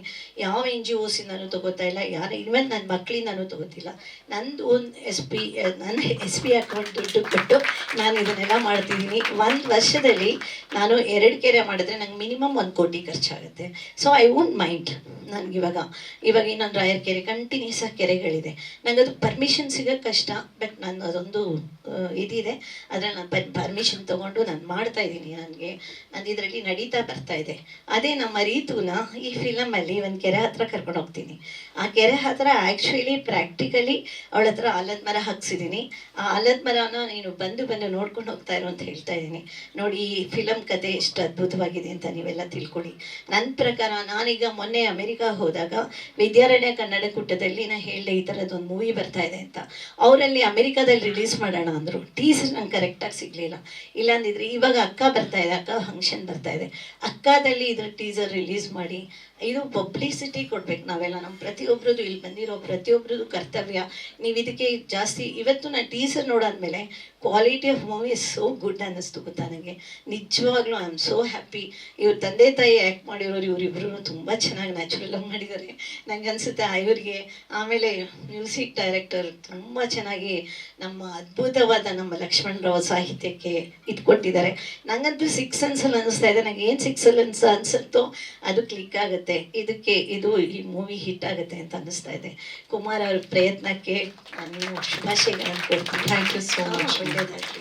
ನಾನು ಎಷ್ಟು ಪ್ರಾಮಿನೆಂಟ್ ಜನಗಳನ್ನು ಈಗ ನಾನು ಅಲ್ಲಿ ಹೋಗಿ 2.5 ತಿಂಗಳಲ್ಲಿ ಎಷ್ಟು ದೊಡ್ಡ ಸಾಧನೆ ಮಾಡ್ಕೊಂಬಂದಿದ್ದೀನಿ ಅಂದರೆ $10 ಪರ್ ಚೈಲ್ಡ್ ರೂರಲ್ ಸ್ಕೂಲು, ತೀರಾ ಕಡುಬಡ ಶಾಲೆಗಳಿಗೆ $10 ಒಬ್ಬರು ಒಂದು ಮಗು ಎಜುಕೇಷನ್ ನೋಡ್ಕೊಳ್ಳೋ ಥರ ಅಂತ ಮಾಡ್ಕೊಂಡು ನಂಗೆ 1000 ಜನ ರೆಡಿ ಇದ್ದಾರೆ ಕೊಡೋಕ್ಕೆ. ಯಾಕೆಂದರೆ 1000 ಜನ ರೆಡಿ ಇದ್ದಾರೆ. ಈ ಮೂವಿನ ನಿಜವಾಗ್ಲೂ ನಂಗೆ ಅವತ್ತು ಕುಮಾರ್ ಹತ್ರ ಎಲ್ಲ ಇನ್ಯಾರೋ ಒಬ್ಬರ ಹತ್ರ ನಾನು ಕಮ್ಯುನಿಕೇಟ್ ಮಾಡ್ತಾ ಇದ್ದೆ. ಅವರಲ್ಲಿ ಇದರಲ್ಲಿ ಯುಗಾದಿ ಫೆಸ್ಟಿವಲಲ್ಲಿ ಸೆಲೆಬ್ರೇಷನಲ್ಲಿ ನಾವು ರಿಲೀಸ್ ಮಾಡ್ತೀವಿ ಅಂತ ಹೇಳಿದ್ರು. ಇವಾಗ ಅಮೇರಿಕಾ ಇದರಲ್ಲಿ ವೇದಿಕೆಯಲ್ಲಿ ಇದು ವೆರಿ ಎಫೆಕ್ಟಿವ್ ಮೂವಿ ಇದು ಯಾಕೆ ಅಂತ ಹೇಳಿದ್ರೆ ಪ್ರತಿಯೊಬ್ಬ ತಂದೆ ತಾಯಿನೂ ಇನ್ಕ್ಲೂಡ್ ನಾನಂದರೆ ನನ್ನದೇ ಸ್ವತಃ ಅನುಭವ. ನಾನು ಎಷ್ಟು ನನ್ನ ಮಗನ ಫೋರ್ಸ್ ಮಾಡ್ತಾ ಇದ್ದೆ ಸೈನ್ಸು ಮ್ಯಾಥಮೆಟಿಕ್ಸ್ ಓದೋಕ್ಕೆ. ಕಡೆಗೆ ಅವ್ರಿಗೆ ಆ ಥರ ಫೈನಾನ್ಷಿಯಲ್ ಇದರಲ್ಲಿ ಮಾರ್ಕೆಟಲ್ಲಿ ಅಷ್ಟು ಪ್ರತಿಭೆ ಇದೆ ನಂಗೆ ಗೊತ್ತಿಲ್ಲ. ಇವತ್ತಿನ ಯಂಗೆಸ್ಟ್ ಬಿಲಿಯನಿಯರ್ಸ್ ಆಫ್ ಇಂಡಿಯಾ ಅವರು ಎಷ್ಟು ಅದ್ಭುತ ಸಾಧನೆ ಮಾಡಿದ್ದಾರೆ. More than that giving back to society. ಅವರಿಗ 14,500 crores ನನ್ನ ಮಗ ಗಿವಿಂಗ್ ಪ್ಲೆಚ್ ಮಾಡಿದ್ದಾರೆ ದುಡ್ಡನ್ನು. ಅದು ಇದಕ್ಕೆ ಪರಿಸರಕ್ಕೆ ಮತ್ತು ಇದಕ್ಕೆ ರೂರಲ್ ಎಜುಕೇಷನ್ಗೆ. ಅದಕ್ಕೆ ಇವಾಗ ಹೇಗೆ ಅಂತ ಹೇಳಿದ್ರೆ ಈ ಮೂವಿನ ಒಂದು ಎಜುಕೇಟಿವ್ ಮೂವಿ, ಮಕ್ಕಳ ಮೂವಿ ಅಂತ ಹೇಳಿ ಪ್ರತಿಯೊಂದು ಇದಕ್ಕೆ ನಂಗನ್ಸೋ ಪ್ರಕಾರ ನಮ್ಮ ಜಯಮಾಲಾ ಮೇಡಮು, ಸುಂದರರಾಜ್ ಸರ್ ಎಲ್ಲ, ಸುಂದರರಾಜ್ ಮತ್ತು ನಮ್ಮ ಅಣ್ಣ ಭಾಳ ಕ್ಲೋಸ್ ಫ್ರೆಂಡ್ಸು. ಭಾಳ ಸಣ್ಣ ವಯಸ್ಸಿಂದ ನನಗೆ ಸುಂದರರಾಜ್ ಅವ್ರಿಗೆ ಗೊತ್ತು. ಆಮೇಲೆ ಇದನ್ನು ಇವರೆಲ್ಲ ಒತ್ತು ಕೊಟ್ಟು ಇದು ಅವಾರ್ಡ್ ಎಲ್ಲ ಗ್ಯಾರಂಟಿ ಬರುತ್ತೆ ಅನ್ಕೋತಾ ಇದ್ದೀನಿ ನಾನು. ಯಾಕೆಂದರೆ ಇತ್ತೀಚಿನ ದಿನಗಳಲ್ಲಿ ಈ ಥರ ಮೂವಿ ಬಂದೇ ಇಲ್ಲ. ಮಕ್ಳಿಗೋಸ್ಕರ ಮೂವಿನೇ ಬಂದಿಲ್ಲ. ಸೊ ಇದು ಪ್ರತಿಯೊಬ್ಬ ಮಕ್ಕಳು ತಂದೆ ತಾಯಿ ಒಂಥರ ನೋಡಿ ತಿಳ್ಕೊಳ್ಳುವಂಥ ಮೂವಿ. ಮಕ್ಳಿಗೆ ಏನು ಪ್ರತಿಭೆ ಇದೆ ಅಂತ ನೋಡಿ ಆ ಪ್ರತಿಭೆಗೆ ಪುರಸ್ಕಾರ ಅದಕ್ಕೆ ಪ್ರೋತ್ಸಾಹ ಕೊಟ್ಟರೆ ಮಕ್ಳುಗಳು ಮುಂದೆ ಬರ್ತಾರೆ, ನಮ್ಮ ದೇಶಕ್ಕೆ ಒಳ್ಳೆ ಆಸ್ತಿ ಆಗ್ತಾರೆ. ಸೊ ಇವಳಿಗೆ ಪರಿಸರವಾದಿ ಆಗ್ತಾಳೋಳು.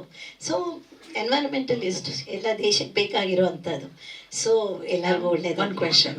ಸೊ ಒಂದು ಅನ್ಫಾರ್ಚುನೇಟ್ ಥಿಂಗ್ ಅಂದರೆ ಈ ಕೋಟಿ ನಾಟಿ ಅದೆಲ್ಲ ಇದೆಯಲ್ಲ, ನಾನು ಒಳಗಡೆಯಿಂದ ಹೊಕ್ಕಿ ನೋಡ್ತಾ ಇರೋದ್ರಿಂದ ಎಲ್ಲ ಬೂಟಾಟಿಕೆ, ಎಲ್ಲ ಹಿಪೋಕ್ರೆಸಿ. ನಾನು ಹೇಳ್ತೀನಿ ಕೇಳಿ, ಒಬ್ಬೊಬ್ಬರು ಒಂದೊಂದು ಮರನ ಹಾಕಿ ಬೆಳೆಸಿದ್ರೆ ನಮ್ಮ ದೇಶ ಎಷ್ಟು ಉದ್ಧಾರ ಆಗ್ತಾ ಇತ್ತು. No, I don't think. ಯಾಕೆ ಅಂತ ಹೇಳಿದ್ರೆ ಒಂದು ಮರ ಹಾಕಿ ಬೆಳೆಸೋದು ಅಂದರೆ it is not an easy thing. ನಾನಿವಾಗ ಸೋಮನಹಳ್ಳಿ ಏರಿಯಾದಲ್ಲಿ 4,000 ಮರ ಹಾಕಿದ್ದೀನಿ ಕೆರೆ ಸುತ್ತ. ಆ ಕೆರೆ ಡೆವಲಪ್ ಮಾಡಾದ್ಮೇಲೆ ಅದನ್ನು ಬೆಳೆಸೋಕ್ಕೆ ನನಗೆ ಒಂದು ತಿಂಗಳಿಗೆ ನಾವು ಮಿನಿಮಮ್ ₹1,00,000 ಖರ್ಚು ಮಾಡಬೇಕಾಗುತ್ತೆ. ನಾವು 1.5 ಲಕ್ಷ ಆಗುತ್ತೆ 4,000 ಮರಕ್ಕೆ.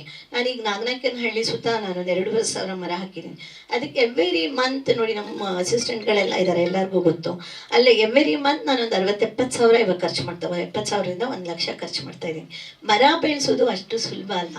ಮರ ಹಾಕೋದು ಸುಲಭ. ಎಲ್ಲ ಆರ್ಗನೈಸೇಷನ್ಸ್ನವರು ಹೋಗ್ತಾರೆ, ಮರ ಹಾಕ್ತಾರೆ. ಎಷ್ಟು ರೋಷ ಬರುತ್ತೆ ಗೊತ್ತಾ ನನಗೆ. ಆ್ಯಂಡ್ ಮರ ಹಾಕ್ತಾರೆ, 1 ತಿಂಗಳಾದ್ಮೇಲೆ ಹೋಗಿ ನೋಡಿ ಆ ಮರ ಇರಲ್ಲ. ಅದು ಬರೀ ಪರಿಸರ ದಿನಾಚರಣೆ ಅದೆಷ್ಟು ಎಲ್ಲರೂ ಬ್ಯಾನ್ ಮಾಡ್ಬೇಕು ಅದನ್ನ. ನೀವು ಇವಾಗ ಒಂದ್ ಮರ ಹಾಕುವಾಗ ಅವರು ಓದ್ ತಗೋಬೇಕು, ಆಮೇಲೆ ರೈಟಿಂಗ್ ಅಲ್ಲಿ ಕೊಡ್ಬೇಕು. ಈ ಮರ ಬೆಳ್ಸಕ್ಕೆ ನಾನು ₹500 ಆದ್ರೂ ತಿಂಗಳಿಗೆ ಖರ್ಚು ಮಾಡಕ್ ರೆಡಿ ಇದ್ದೀನಿ ಅಂತ. ಅದು ಜವಾಬ್ದಾರಿ ತಗೋಬೇಕು ಅವರು. ಜವಾಬ್ದಾರಿ ಮೇಡಮ್ ನಿಮ್ ತರಾನೇ ಎಲ್ಲರೂ ಯೋಚಿಸಿದಾಗ ಖಂಡಿತ ಒಂದು ಕ್ರಾಂತಿ ಆಗತ್ತೆ. Thank you so much. ಇವತ್ತು ಬಹಳಷ್ಟು ವಿಚಾರಗಳನ್ನ ಇಲ್ಲ ಇನ್ನೊಂದು ವಿಚಾರ ನಿಮ್ಗೆಲ್ಲ ಹೇಳ್ಬೇಕು. ಉತ್ತರಹಳ್ಳಿ ಕೆರೆಗೆ ಡ್ರೈನೇಜ್ ವಾಟರ್ ಬಂದು ಸೇರ್ಕೋತಾ ಇದೆ. ನೀವು ಇದರಲ್ಲಿ ಎಷ್ಟು ಜನ ಉತ್ತರಹಳ್ಳಿ ಸರೌಂಡಿಂಗ್ ಅಲ್ಲಿ ಇದ್ದೀರಾ? ಇವಾಗ ವೃಷಭಾವತಿ ಹಾಳಾಗಿರೋದು ನೋಡಿದೀರಾ ನೀವು? ಉತ್ತರಹಳ್ಳಿ ಕೆರೆಗೆ ನುಗ್ಗಿ ಬರ್ತಿದೆ ಡ್ರೈನೇಜ್ ವಾಟರು. ಅದಕ್ಕೆ ನಾನು ಹೋಗ್ಬಿಟ್ಟು ನಾನು MLA ಅವ್ರ ಹತ್ರ 3 ತಿಂಗಳ ಕೆಳಗಡೆ ಅಮೆರಿಕಾ ಹೋಗೋಕೆ ಮುಂಚೆ ನನಗೆ ಪರ್ಮಿಷನ್ ಕೊಡಿ, ಇದನ್ನ ದುಡ್ಡು ನಾನು ಖರ್ಚು ಮಾಡ್ತೀನಿ, ನಂಗೆ ಗೌರ್ಮೆಂಟಿಂದ ದುಡ್ಡು ಬೇಡ, I am ready to spend money, ಅದಕ್ಕೆ ನಾನು ಖರ್ಚು ಮಾಡ್ತೀನಿ, ನಂಗೆ ಪರ್ಮಿಷನ್ ಕೊಡಿ, ನಾನು ಶುರು ಮಾಡ್ತೀನಿ ಕೆಲಸ ಅಂತ ಹೇಳಿದ್ರೆ ಇದುವರೆಗೂ ನಂಗೆ ಪರ್ಮಿಷನ್ ಸಿಕ್ಕಿಲ್ಲ. ಅಲ್ಲಿ ಕೆಲವು ಜನತೆ ಬಹಳ ಕಷ್ಟಪಟ್ಟು ಎಷ್ಟು ಒದ್ದಾಡ್ತಿದ್ದಾರೆ, ಕೆಲವೊಬ್ರು ಮಾತ್ರ. ನನ್ನ ಮಗಳೇ ಸೂಪರ್ ಸ್ಟಾರ್ ಅಂದಿದ ತಕ್ಷಣ ನಂಗೆ ನೆನಪಾಗೋದು ನನ್ನಮ್ಮ. ಯಾಕಂದ್ರೆ ನನ್ನಮ್ಮ ಯಾವಾಗೋ ಹೇಳ್ತಾ ಇರ್ತಾರೆ, ಎಲ್ಲ ಪೇರೆಂಟ್ಸ್ ಹೇಳ್ತಾ ಇರ್ತಾರೆ, ನನ್ನ ಮಗಳು ಸೂಪರ್ ಸ್ಟಾರ್, ನನ್ನ ಮಗ ಸೂಪರ್ ಸ್ಟಾರ್ ಆಗ್ತಾರೆ ಅಂತ. ಬಹುಶಃ ಅವರೆಲ್ಲ ಹಂಗಂತ ಇರೋದಕ್ಕೇನೆ ನಾವೆಲ್ಲ ಈ ಮಟ್ಟಕ್ಕೆ ಒಂದು ಈ ವೇದಿಕೆ ಮೇಲೆ ಇರುವಂತಹ ಅವಕಾಶ ಸಿಕ್ಕಿದೆ ಅನಿಸುತ್ತೆ. ಇದರಲ್ಲಿ ನನ್ನ ಪಾತ್ರ ನನ್ನ ಮಗಳನ್ನು ಸೂಪರ್ ಸ್ಟಾರ್ ಆಗಿ ಮಾಡಬೇಕು, ಫೇಮಸ್ ಮಾಡಬೇಕು ಅಂತ ಸ್ವಲ್ಪ ಒತ್ತಡ ಕೊಡುವಂತಹ ತಾಯಿಯ ಪಾತ್ರ ಮಾಡಿದ್ದೀನಿ. ಹೇಗಾಗಿದೆ ಅಂದರೆ, ಹಿಂದೆ ಎಲ್ಲ ಮಕ್ಕಳು ಓದಿ ಒಂದು ಒಳ್ಳೆ ಕೆಲಸ ತಗೊಂಡ್ರೆ ಸಾಕು, ಅವ್ರ ಭವಿಷ್ಯ ಹೆಂಗೋ ಚೆನ್ನಾಗಿರುತ್ತೆ ಅಂತ ಇದ್ರು. ಬಟ್ ಈಗ ಸೋಷಿಯಲ್ ಮೀಡಿಯಾ ಯುಗದಲ್ಲಿ ನನ್ನ ಮಗಳು ಫೇಮಸ್ ಆಗಬೇಕು, ನನ್ನ ಮಕ್ಕಳು ಫೇಮಸ್, ಎಲ್ಲರೂ ಕಂಡುಹಿಡಿಬೇಕು, ಎಲ್ಲ ಕಡೆ ಕಾಣಿಸ್ಕೋಬೇಕು ಅನ್ನೋ ಆಸೆ ಎಲ್ಲ ಪೇರೆಂಟ್ಸ್ಗೂ ಇದೆ. ಅದು ತಪ್ಪೇನಿಲ್ಲ. ಆದರೆ ಮಕ್ಕಳ ಅವ್ರಿಗೆ ಏನು ಇಷ್ಟ ಇದೆ ಅಂತ ತಿಳ್ಕೊಂಡು ಅದ್ರ ಮೂಲಕ ಅದ್ರ ಥರನೇ ಹೋದರೆ ಅವರಿಗೂ ಒಳ್ಳೆಯದು, ಮಕ್ಕಳಿಗೂ ಮಕ್ಕಳ ಬಾಲ್ಯನ ಕಸ್ಕೊಳ್ಬಾರ್ದು. ಒಳ್ಳೆ ಎಜುಕೇಷನ್ ಮುಖ್ಯ, ಅದಾದಮೇಲೆ ಫೇಮಸ್ ಎಲ್ಲ ಅದು ನೆಕ್ಸ್ಟ್ ಬರುತ್ತೆ ಅನ್ನೋದು ಒಂದು ಒಳ್ಳೆಯ ಸಂದೇಶ ಇದೆ ಸಿನಿಮಾದಲ್ಲಿ. ನಮ್ಮ ಆಯುಷ್ ಸರ್ ಅವರ ಮೊದಲನೇ ನಿರ್ದೇಶನ ತುಂಬ ಚೆನ್ನಾಗಿ ಮಾಡಿದ್ದಾರೆ ಸರ್, ಒಳ್ಳೇದಾಗಲಿ. ಹಾಗೆ ನಮ್ಮ ಕುಮಾರ್ ಸರ್ ಬಹಳಷ್ಟು ಜನಕ್ಕೆ ಬಣ್ಣ ಹಚ್ಚಿದ್ದಾರೆ, ಜೀವನ ಕೊಟ್ಟಿದ್ದಾರೆ. ಸೊ ನಿಮಗೆ ಇನ್ನೂ ದೊಡ್ಡ ಮಟ್ಟದ ಸಿನಿಮಾ ಮಾಡುವಷ್ಟು ಆದಾಯ ಸಿಗಲಿ ಅಂತ ನಾನು ವಿಶ್ ಮಾಡ್ತೀನಿ. ಹಾಗೆ ನಮ್ಮ ಎಲ್ಲ ಟೆಕ್ನಿಷಿಯನ್ಸ್ಗೆ, ನಮ್ಮ ಎಲ್ಲ ಕಲಾವಿದರಿಗೆ ಥ್ಯಾಂಕ್ ಯು ಸೋ ಮಚ್. ತುಂಬ ಖುಷಿ ಆಯಿತು ಈ ಸಿನಿಮಾದಲ್ಲಿ ಕೆಲಸ ಮಾಡಿ. ಇದು ನನ್ನ 18th ಸಿನಿಮಾ ಆ್ಯಕ್ಚುಲಿ. ಸೊ ನನಗೆ ಅವಕಾಶ ಕೊಟ್ಟಿರೋ ಪ್ರೊಡ್ಯೂಸರ್ ಸರ್ ಇರಲಿ, ಡೈರೆಕ್ಟರ್ ಸರ್ ಇರಲಿ, ಎಲ್ಲರಿಗೂ ಥ್ಯಾಂಕ್ ಯು. ಆ್ಯಂಡ್ ನನ್ನ ಎಕ್ಸ್ಪೀರಿಯನ್ಸ್ ಈ ಮೂವಿಯಲ್ಲಿ actually totally new. First of all ಯಾಕಂದರೆ ಯೂಶ್ವಲಿ ಸರ್ ಹೇಳಿರೋ ಥರ ಲಕ್ಷ್ಮಣ್ ರಾವ್ ಸರ್ ಹೇಳೋ ಥರ ಲಿರಿಕ್ ಟ್ಯೂನ್ ಆದಮೇಲೆ ಲಿರಿಕ್ಸ್ ಬರೋದು, ಯೂಶ್ವಲಿ ಲೇಟೆಸ್ಟಲ್ಲಿ ಹಂಗೆ ಮಾಡೋದು. ಸೊ ಫಸ್ಟ್ ಟೈಮ್ ಇಲ್ಲ ನಿಮಗೆ ಲಿರಿಕ್ ಬರುತ್ತೆ, ಅದರ ಮೇಲೆ ಟ್ಯೂನ್ ಮಾಡಬೇಕಂದ್ರೆ ನನಗೆ ಭಯ ಆಯಿತು, ಆಗಲ್ಲ, ಎಲ್ಲ ಸ್ವಲ್ಪ ರೆಸ್ಟ್ರಿಕ್ಷನ್ಸ್ ಇರುತ್ತೆ ಟ್ಯೂನಲ್ಲಿ ಅಂತ. ಬಟ್ ಆ ಲಿರಿಕ್ಸ್ನ ನೋಡಿದ ಮೇಲೆ ನನಗೆ ಗೊತ್ತಾಯಿತು ಅಲ್ಲಿ ಅಷ್ಟು ಈಸಿಯಾಗಿ ಟ್ಯೂನ್ ಮಾಡ್ಬೋದು, ಅಷ್ಟು ಚೆನ್ನಾಗಿ ಕರೆಕ್ಟಾಗಿ ವರ್ಡ್ ಬೈ ವರ್ಡ್ ಇರಲಿ, ಪ್ಯಾರಾಸ್ ಇರಲಿ, ಎಲ್ಲನೂ ಸ್ಪ್ಲಿಟ್ ಮಾಡಿ ಕೊಟ್ಟಿದ್ದಾರೆ. ಆ್ಯಂಡ್ ಆಲ್ಸೋ ಡ್ಯೂರಿಂಗ್ ರೆಕಾರ್ಡಿಂಗ್ ಟೈಮ್ನು ತುಂಬ ಹೆಲ್ಪ್ ಮಾಡಿದರು ಬಂದು. ಸೊ ಅವ್ರ ಜೊತೆ ವರ್ಕ್ ಮಾಡಿರೋ ಟೈಮ್ ಬಂದ್ಬಿಟ್ಟು ನನಗೆ full experience, learning and new ವಿಷಯಗಳು ಇದಾಯಿತು. So thank you. ಆ್ಯಂಡ್ ಆ್ಯಕ್ಟಿಂಗ್ನೂ ಸೂಪರಾಗಿ ಮಾಡಿದ್ದಾರೆ, ನಮ್ಮ ಹೀರೋಯಿನ್ ಇರಲಿ, ಹೀರೋ ಇರಲಿ, ಆ್ಯಂಡ್ ಚೈಲ್ಡ್ ಆರ್ಟಿಸ್ಟ್ ಇರಲಿ, ಎಲ್ಲರೂ ಸೂಪರಾಗಿ ಮಾಡಿದ್ದಾರೆ. It was nice to score background actually. Thank you. And ಅದೇ ಸಪೋರ್ಟ್ ಮಾಡಿ ನಮಗೆ. Thank you. ಕ್ರಿಕೆಟ್ ಟೀಮೇ 11 ಜನ ಇರ್ತಾರೆ, ಫುಟ್ಬಾಲ್ ಟೀಮಲ್ಲಿ 11 ಜನ ಇರ್ತಾರೆ, ಹಾಕಿ ಟೀಮಲ್ಲಿ 11 ಜನ ಇರ್ತಾರೆ. ಈ ನನ್ನ ಮಗಳೇ ಸೂಪರ್ ಸ್ಟಾರಲ್ಲಿ 15 ಜನ ಇದ್ದೀವಿ, ಪ್ಲಸ್ 16. ಈಗ ಆಲ್ರೆಡಿ ಎಲ್ಲರೂ ಮಾತಾಡೋದ್ರಿಂದ ನಾನು ಈ ಟೀಮ್ನಲ್ಲಿ ಒಂದೇ ಒಂದು ವಿಷಯ, ನನ್ನ ಗೆಳೆಯ ಕುಮಾರ್ ಒಬ್ಬ ಟೆಕ್ನಿಷಿಯನ್ನು ಚಿತ್ರರಂಗದಲ್ಲಿ ದುಡಿದು ಅವರು ಟೆಕ್ನಿಷಿಯನ್ನಾಗೆ ಮರೆಯಾಗ್ಬಿಡ್ತಾರೆ. ಆದರೆ ನಾನು ನೋಡಿದ್ದೀನಿ ಪುಟ್ಟಣ್ಣ ಕಣಗಲ್ಲ ಕಡೆ ದಿನಗಳು ಹೇಗಿತ್ತು, ಬೇರೆ ಬೇರೆ ಕಡೆ ದಿನಗಳು ಹೇಗಿತ್ತು ಅಂತ. ಆದರೆ ಒಂದು ಛಲವನ್ನು ಹಿಡ್ಕೊಂಡು ಒಬ್ಬ ಟೆಕ್ನಿಷಿಯನ್ ನಿರ್ಮಾಪಕನಾಗೋದಿದೆಯಲ್ಲ, ಹ್ಯಾಟ್ಸ್ ಆಫ್, ರಿಯಲಿ ಗುಡ್. ತುಂಬ ಖುಷಿ ಪಡ್ತೀನಿ. ಯಾಕೆಂದರೆ ಈ ಚಿತ್ರರಂಗ ಉಳಿಬೇಕಾದ್ರೆ ನಿರ್ಮಾಪಕರನ್ನು ನಾವು ಹೇಗೆ ಹೇಳ್ತೀವೋ ಹಾಗೆ ಸಾವಿರಾರು ಜನ ಟೆಕ್ನಿಷಿಯನ್ನು ಕನ್ನಡ ಚಿತ್ರವನ್ನು ನಂಬ್ಕೊಂಡು ಬೆಳೀತಾ ಇದ್ದಾರೆ. ನಾನು ಬಹಳ ಇಷ್ಟಪಟ್ಟಿದ್ದು ಈ ಒಂದು ಭಾಗದಲ್ಲಿ ಏನಪ್ಪ ಅಂದರೆ, ಅವಳೇ ನನ್ನ ಗೆಳತಿ. ಅದಾದಮೇಲೆ ಒಂದು ಅದ್ಭುತವಾದ ಸಿನಿಮಾನ ಮಾಡ್ತಾನೆ ಅವನು, ಮಂಕುತಿಮ್ಮನ ಕಗ್ಗ ಅಂತ ಮಾಡ್ತಾನೆ. ನನಗೆ ಖುಷಿಯಾಗಿದ್ದೇನೆಂದರೆ ಆ ಚಿತ್ರವನ್ನು ನಮ್ಮ ನಿರ್ದೇಶಕ ರವಿ ಅವರು ಮಾಡ್ತಾರೆ. ಆ ಚಿತ್ರದಲ್ಲಿ ರಾಮಕೃಷ್ಣ ಆ್ಯಕ್ಟ್ ಮಾಡಿದ್ದಾರೆ. ಅದನ್ನು ಓಪನಿಂಗ್ ಮಾಡಬೇಕಾದ್ರೆ ಸಿನಿಮಾ ಇನ್ನೂ ಶುರುವಾಗಿರಲ್ಲ, ಬರೀ ಟೈಟ್ಲ್ ಇಟ್ಟಿರ್ತಾರೆ, ಆ ಕತೆ ಹೇಳ್ತಾರೆ. ಚಾಮುಂಡೇಶ್ವರಿಲಿ ಅದನ್ನು ನೋಡಿದೆ. ಇವತ್ತು ಅದಕ್ಕೂ ಮೀರಿದಂಥ ಒಂದು ಸಿನಿಮಾ ಬರ್ತಾ ಇದೆ, ಅಂದರೆ ನನ್ನ ಮಗಳೇ ಸೂಪರ್ ಸ್ಟಾರ್. ಯಾವಾಗಲೂ ನಾವೆಲ್ಲ, ಜಯಮಾಲ ಮೇಡಮ್ ಆಗಲೇ ಹೇಳಿದ್ರು, ನಾವೆಲ್ಲ ಮಾಡೋದಲ್ಲ ನಮ್ಮ ಮಕ್ಕಳಿಗೆ. ಯಾಕೆಂದರೆ ಒಬ್ಬ ರಿಕ್ಷಾ ಪುಲ್ಲರು, ಒಬ್ಬ ತರಕಾರಿ ಮಾಡೋರು, ರಸ್ತೆಯಲ್ಲಿ ತರಕಾರಿ ಮಾಡೋರು, ಹೂವು ಮಾರೋರು, ಅವರೆಲ್ಲರ ಆಸೆ ನನ್ನ ಮಕ್ಕಳು ಮತ್ತೆ ಹೂವು ಮಾರಬೇಕು ಅಂತಿರಲ್ಲ, ನನ್ನ ಮಕ್ಕಳು IAS ಆಫೀಸರ್ ಆಗಬೇಕು, IPS ಆಫೀಸರ್ ಆಗಬೇಕು, ಇಂಜಿನಿಯರ್ ಆಗಬೇಕು ಅಂತ. ಆ ಒಂದು ನಿಟ್ಟಿನಲ್ಲಿ ಏನಾಗ್ಬಿಡುತ್ತೆ, ಒಂದೊಂದು ಸಲ ಇವತ್ತಿರೋ ಪ್ರೆಷರ್ಗೆ ಈ ಥರದ್ದೊಂದು ಕಾರ್ಯಕ್ರಮಗಳೆಲ್ಲ, ರಿಯಾಲಿಟಿ ಶೋ ಅಂತೆಲ್ಲ ಬರ್ತಾ ಇದೆ. ನಾವು ಮನೇಲಿ ನೋಡ್ತಾ ಇದ್ದೀವಿ ಆನ್ ಸ್ಕ್ರೀನಲ್ಲೆಲ್ಲ ಹೇಗಿರುತ್ತೆ ಅಂತ. ಮೊನ್ನೆ ಯಾವುದೋ ಒಂದು ಮೀಟಿಂಗ್ ಮಾಡಿದಾಗ ಸೆನ್ಸಾರ್ ಕೂತಾಗ ಹೇಳಿದ್ರು, ಹ್ಯಾಂಡಲ್ಲಿ ವರ್ಟಿಕಲ್ ಸಿನಿಮಾ ನಮ್ಮ ಕೈಯಲ್ಲಿ ಬಂದುಬಿಟ್ಟಿದೆ, ಹೊರಗಡೆ ನಾವು ಏನೇನೋ ರೆಸ್ಟ್ರಿಕ್ಷನ್ ಹಾಕ್ತೀವಿ, ಆದರೆ ಇವತ್ತು ಮನೆ ಒಳಗಡೆ ಆಗೋಂಥ ಏನು ರಿಯಾಲಿಟಿ ಶೋ ಇದೆಯಲ್ಲ, ಅದು ನಮ್ಮ ಮಕ್ಕಳ ಮನಸ್ಸನ್ನು ಚೇಂಜ್ ಮಾಡಿಬಿಡುತ್ತೆ. ಭಾಳ ಹುಷಾರಾಗಿರಬೇಕು. ನನ್ನ ತಂಗಿ ರೇವತಿ ಚೆನ್ನಾಗಿ ಮಾತಾಡಿದ್ರು, ಆದರೆ ಸಂದರ್ಭ ಬೇರೆ. ಯಾಕೆಂದರೆ ಇವತ್ತು ಪರಿಸರ ಹಾಳಾಗಿದೆ, ನಾವು ಒಂದು ಕಾಲದಲ್ಲಿ ಮೈಸೂರು ಟು ಬೆಂಗಳೂರು ಬರಬೇಕಾದ್ರೆ ನಮ್ಗೆ ಯಾವ್ಯಾವ ಊರ ಮೇಲೆ ಹೋಗ್ತಾ ಇದೀವಿ ಅಂತ ಗೊತ್ತಾಗೋದು. ಬಿಡದಿ ಬಂತು, ಚನ್ನಪಟ್ಟಣ ಬಂತು, ಮದ್ದೂರು ಬಂತು, ಶ್ರೀರಂಗಪಟ್ಟಣ ಬಂತು, ಇನ್ನೇನಪ್ಪ ಮೈಸೂರು ಬಂತು ಅಂತ. ಈಗ ಫ್ಲೈಓವರ್ ಮೇಲೆ ಹೋಗ್ತಾ ಇದ್ರೆ ಬರೀ ಟ್ಯಾಂಕ್ಗಳು ಕಾಣ್ತಾ ಇದೆ, ಮರಗಳೇ ಕಾಣೋದಿಲ್ಲ. ಟ್ಯಾಂಕ್ಗಳು, ವಾಟರ್ ಟ್ಯಾಂಕ್ ಕಾಣುತ್ತೆ, MRP ಅಂಗಡಿಗಳ ಬೋರ್ಡ್ಗಳು ಕಾಣುತ್ತೆ. ಡೇಂಜರಸ್, ಬಹಳ ಡೇಂಜರಸ್ ಮೇಡಮ್. ಅದಕ್ಕೆ ನಮ್ಮ ಚಿತ್ರರಂಗದಿಂದ ನಿಮಗೆ ಸಹಕಾರ ಇದೆ. ಮೇಲಾಗಿ ಆಯ್ತು. ಇಲ್ಲಿ ನನ್ನ ಮಗು ಕೂತಿದೆ, ನಿಜವಾಗ್ಲೂ ನನ್ಗೆ ಖುಷಿಯಾಗಿದ್ದು. ಈಗೇನೆ ಸೂಪರ್ ಸ್ಟಾರ್. ಇಲ್ಲ ಅಣ್ಣ, ಒಂದು ನಿಮಿಷ. ನಾನು ಮುಂಚೆಲ್ಲ ನಮ್ಮ ಊರ್ಕಾಯಿಯವ್ರು ಯಾರೋ ಬಂದು ಗೂರ್ಖಾಗಳು, ಈ ಗೂರ್ಖಲ್ಲ ಯಾರು ಅಂದರೆ ನೇಪಾಳೀಸ್. ಅವ್ರುಗಳು ಬರೋರು ಪಿ ಉತ್ಕೊಂಡು ಹೋಗೋರು, ಅಂದರೆ ನಾವು ಭದ್ರವಾಗಿದ್ದೀವಿ ಅಂತ. ಇವತ್ತು ನೋಡಿ, ನೇಪಾಳಿ ಹುಡುಗಿ ಕನ್ನಡ ಮಾತಾಡಿಕೊಂಡು, ಅದ್ಭುತವಾದ ಕನ್ನಡ ಮಾತಾಡಿಕೊಂಡು, ನಾನು ಏನಾಗಬೇಕು ಅಂದರೆ ಬಿಸ್ನೆಸ್ ವುಮನ್ ಆಗಬೇಕು ಅಂತ ಹೇಳ್ತಾಳೆ. ಒಳ್ಳೆ ಗ್ರೇಟ್. ಅದರಿಂದ ನಿನ್ನ ಭವಿಷ್ಯ ಭಾಳ ಉಜ್ವಲವಾಗಿರುತ್ತೆ. ಹಾಗಾಗಿ ಇವತ್ತು ಏನು ಮಾಧ್ಯಮ ಮಿತ್ರಗಳು ಬಂದಿದ್ದೀರಾ, ನನ್ನ ಸ್ನೇಹಿತ ಅಂತ ಹೇಳೋಕ್ಕಿಂತ ಹೆಚ್ಚಾಗಿ ನನ್ನ ಆಪ್ತ ಮಿತ್ರ ಮೇಲಾಗಿ ರಾಮಕೃಷ್ಣಂದು ಒಂದು ವಿಚಾರ ಹೇಳಲೇಬೇಕು. ಯಾಕಂದರೆ ಈ ಸಂದರ್ಭದಲ್ಲಿ ಅದು ಹೇಳದೆ ಹೋಯ್ತು ಅಂದರೆ ತಪ್ಪಾಗ್ಬಿಡುತ್ತೆ. ಚಾರ್ಜ್ ಶೀಟ್ ಆಮೇಲೆ ಹೇಳ್ತೀನಿ. ನಾನು ರಾಮಕೃಷ್ಣ ತುಮಕೂರಿಂದ ಬರ್ತಾ ಇದ್ವಿ. ಒಂದು ನಾಟಕ ಆಡ್ಬಿಟ್ಟು ಬರ್ತಾ ಇರಬೇಕಾದ್ರೆ ಅವ್ರದ್ದು ಮೋಟ್ರ್ ಸೈಕಲಲ್ಲಿ ಬರ್ತಾ ಇದ್ವಿ. ಆ ಮೋಟ್ರ್ ಸೈಕಲಲ್ಲಿ ಇನ್ನೇನು ಬಸವನಗುಡಿ ನಮ್ಮನೆ ಸೆವೆನ್ ಬ್ಲಾಕ್ ಬರಬೇಕಾದ್ರೆ ನಾನು ಹಿಂದ್ಗಡೆ ಒಂಥರ ಗೋಣಿ ಚೀಲದಲ್ಲಿ ಹಾಕ್ಕೊಂಡು ಚಳಿ ತಡೆಯೆಲ್ಲ ಆಗ್ತಾ ಕೂತ್ಕೊಂಡು ಬರ್ತಾ ಇದ್ದೆ. ರಾಮಕೃಷ್ಣ ಗಾಡಿ ಓಡಿಸ್ತಾ ಇದ್ರು. ಸಡನ್ನಾಗಿ ಬಸವನಗುಡಿ ಪೊಲೀಸ್ ಸ್ಟೇಷನ್ ಹತ್ರ ಒಂದು ಕಾರ್ ನಿಂತಿತ್ತು. ಟಕ್ ಅಂತ ಡೋರ್ ಓಪನ್ ಮಾಡಿದ್ರು. ಆ ಡೋರ್ ಓಪನ್ ಮಾಡಿದ ತಕ್ಷಣ ಮೋಟರ್ ಸೈಕಲ್ ಕಾರಿಗೆ ಹೊಡೆದ್ಬಿಡ್ತು. ಆಮೇಲೆ ಪೊಲೀಸ್ ಸ್ಟೇಷನ್ ಮೆಟ್ಲೆಲ್ಲ ಹತ್ಕೊಂಡು ಇಳಿದ್ಬಿಟ್ಟು, ಇನ್ನೇನು ನಾನು ಹೇಳಿದೆ, ಚೇಸ್ ಮಾಡ್ತಾ ಇದ್ದಾರೆ, ಪೊಲೀಸ್ ಚೇಸ್ ಮಾಡ್ತಾ ಇದ್ದಾರೆ ಅಂತ. ಅವ್ರು ಚೇಸ್ ಮಾಡಲಿ, ಅವ್ರು ಹಿಡಿದ್ರೆ ನನ್ನ ಹಿಡಿತಾರೆ, ನೀನು ಆರ್ಟಿಸ್ಟು, ನೀನು ಮನೆಗೆ ಬಿಡ್ತೀನಿ ಅಂತ ಮನೆಗೆ ಬಿಟ್ಬಿಟ್ಟ. ಒಂದು ವೇಳೆ ಏನಾದರೂ ಹೆಚ್ಚು ಕಡಿಮೆ ಆದರೆ ಇಂಥ ಮೇಕಪ್ ಆರ್ಟಿಸ್ಟ್ ಇಲ್ಲದೆ ಅಂತಂದರೆ ಇಂಥ ಸುಂದರ ರಾಜ್ಗಳಿಗೆ ಇರೋಕ್ಕೆ ಸಾಧ್ಯನೇ ಇರ್ತಿರ್ಲಿಲ್ಲ. Hats off to.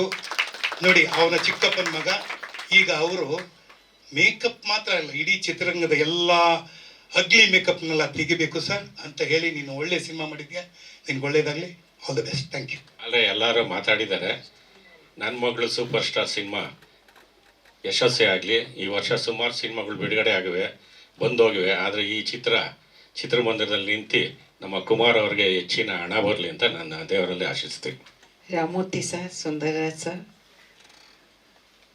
ವೇದಿಕೆಯಲ್ಲಿರ್ತಕ್ಕಂಥ Suresh Chikkanna ಅವರೇ, ಗೌರವಂತ BR ಲಕ್ಷ್ಮಣರಾವ್ ಅವರೇ, ರೇವತಿ ಕಾಮತ್ರವರೇ, ಅತ್ಯಂತ ಸೊಗಸಾಗಿ ಮಾತಾಡಿದ್ರಿ.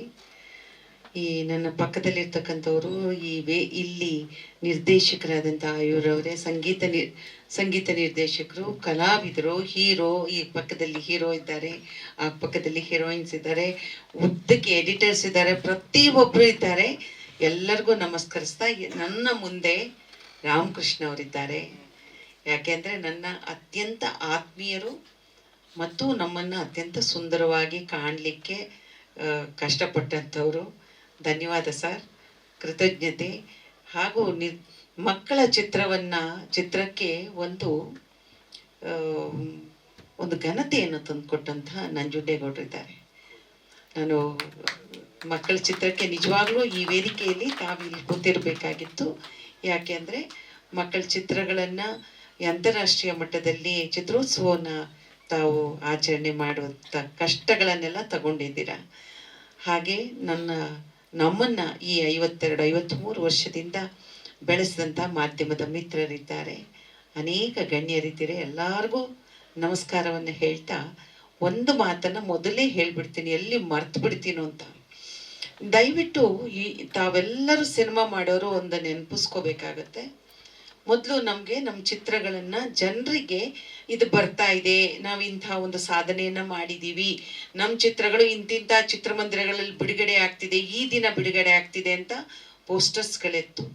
ಎಲ್ಲ ಪೋಸ್ಟರ್ಸ್ಗಳು ಹೊರಟೋಗ್ಬಿಡ್ತು. ಇವತ್ತು ಎಂಥ ಸಂಕಷ್ಟದಲ್ಲಿದ್ದೀವಿ ಅಂತಂದರೆ, ನಾಳೆ ಬೆಳಿಗ್ಗೆ 10 ಗಂಟೆಗೂ 11 ಗಂಟೆಗೂ ಪಿಕ್ಚರ್ ರಿಲೀಸ್ ಅಂತಂದರೆ ಬೆಳಗ್ಗೆ 9 ಗಂಟೆಗೂ 10 ಗಂಟೆಗೂ ಪೋಸ್ಟರ್ ಅಂಟಿಸುವಂಥ ಕೆಲಸ ನಡೀತಾ ಇದೆ. ಇಂಥ ಸಂದರ್ಭದಲ್ಲಿ ನನ್ನ ಅನಿಸಿಕೆ ಮಟ್ಟಿಗೆ ಪ್ರತಿ ಒಬ್ಬ ಮನುಷ್ಯರು ಈ ಥರದ್ದು ಟೀಸರ್ ಮಾಡಿದಾಗ ಚಿತ್ರಮಂದಿರದಲ್ಲಿ ದಯವಿಟ್ಟು ಬಿಡುಗಡೆ ಮಾಡಿ. ಟೀಸರ್ನ ಬಿಡುಗಡೆ ಅಂತಂದ್ರೆ ಚಿತ್ರಮಂದಿರದಲ್ಲಿ ಇದನ್ನ ಕೊಟ್ಬಿಡಿ. ನೀವು ಕೊಟ್ಬಿಟ್ಟು ದಯವಿಟ್ಟು ಇದನ್ನ ಯಾಕೆಂದ್ರೆ ನಮ್ಗೆ ಯಾವುದೇ ಪಬ್ಲಿಸಿಟಿ ಇಲ್ಲ. ಆಮೇಲೆ ಟಿವಿನಲ್ಲಿ ತೋರಿಸ್ಲಿಕ್ಕೆ ನಮ್ಗೆ ತುಂಬಾ ದುಬಾರಿ ಆಗುತ್ತೆ.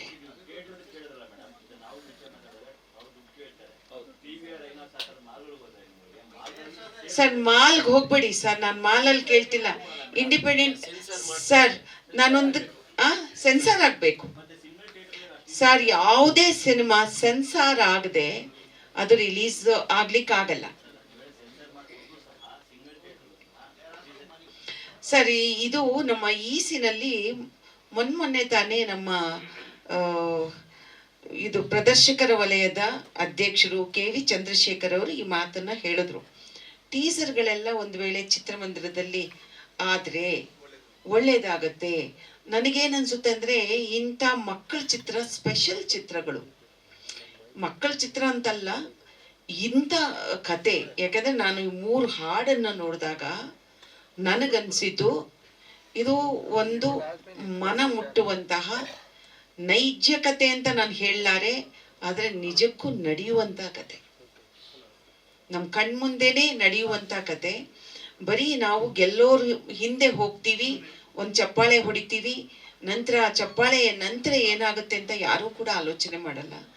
ಆದ್ರೆ ಅಷ್ಟೊಂದು ಮಕ್ಕಳು ಪಾರ್ಟಿಸಿಪೇಟ್ ಮಾಡುವಾಗ ಮಕ್ಕಳಲ್ಲಿ ತಾಯಿ ತಂದೆ ಕೆಲವು ಆಸೆ ಆಮಿಷಗಳನ್ನ ಹೆಚ್ಚು ಒತ್ತಡ ತರ್ತಾರೆ ಅನ್ನೋದು ಕಣ್ಣಿಗೆ ಕಾಣುತ್ತೆ, ಕೇಳಿದೀವಿ.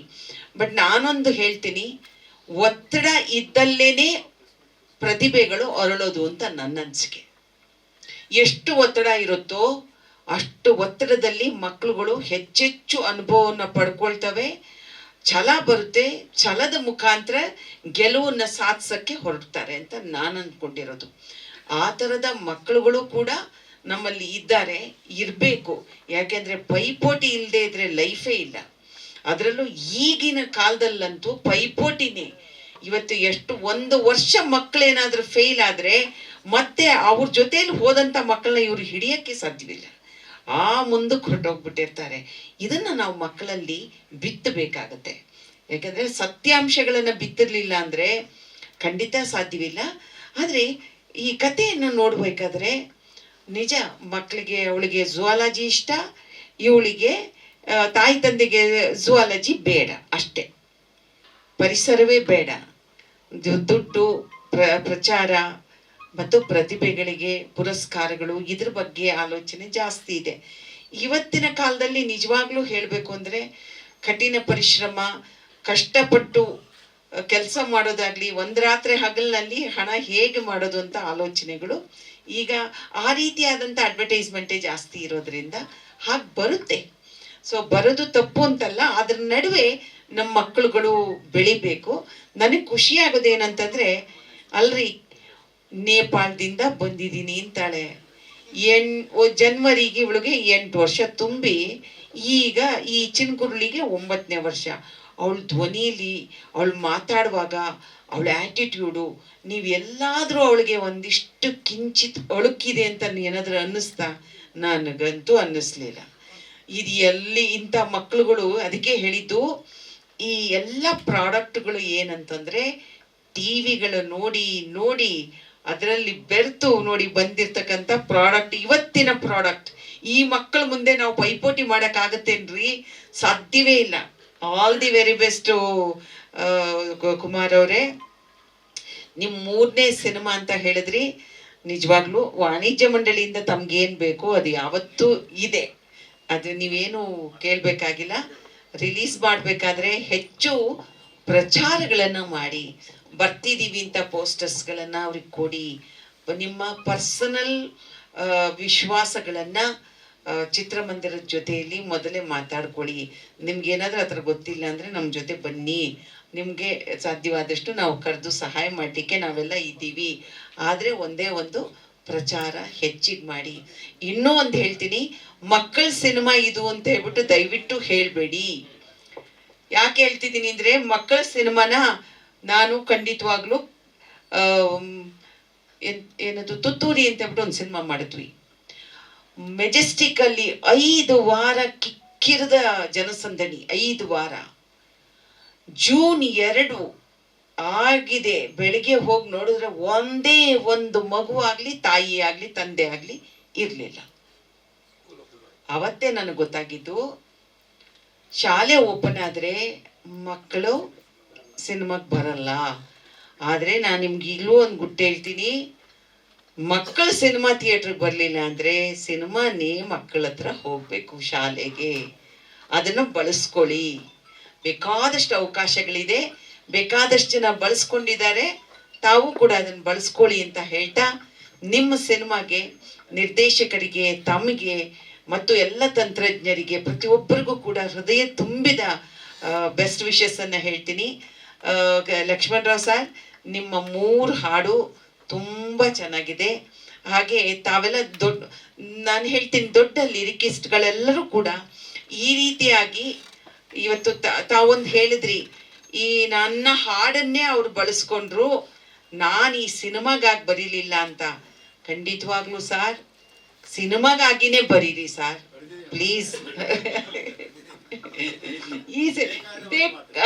ಸರ್ ಇಲ್ಲ ಸರ್, ಎಲ್ಲರಿಗೂ ಕನ್ನಡ ಚಿತ್ರರಂಗ ನಿಮ್ಮನ್ನು ಬಯಸುತ್ತೆ ಸರ್. ಆ ಥರ ಪ್ರತಿ ಒಬ್ಬ ಸಾಂಸ್ಕೃತಿಕ ಲೋಕದ ದಿಗ್ಗಜರುಗಳು ಇಲ್ಲಿ ಬಂದು ಕೊಡುಗೆ ಕೊಡ್ಲಿ ಅಂತ ನಾವೆಲ್ಲರೂ ಕೂಡ ಕಾಯ್ತೀವಿ ಅಲ್ವಾ? ಸೊ ಹಾಗಿದ್ದಾಗ ನಿಮಗೆ ಶುಭವಾಗ್ಲಿ. ಇಂಡಸ್ಟ್ರಿಯಲ್ಲಿ ಬೇಕಾಗಿರೋದು ಸಿನಿಮಾ ಬರ್ತಿದೆ ಅಂತ ಹೇಳ್ಕೊಳ್ಳೋದನ್ನ ದಯವಿಟ್ಟು ತಾವು ಹೆಚ್ಚು ಪ್ರಚಾರ ಮಾಡಿ. ಈ ಸಿನಿಮಾದ ತಿರುಳನ್ನ ಹೇಳಿ. ಈ ಸಿನಿಮಾದ ತಿರುಳು, ಈ ಟೀಸರ್ ನೋಡಿದಾಗ ಮುಂದೇನಾಗುತ್ತೆ ಅಂತ ನಮ್ಗೆ ಗೊತ್ತಾಗ್ತಾ ಹೋಗುತ್ತೆ.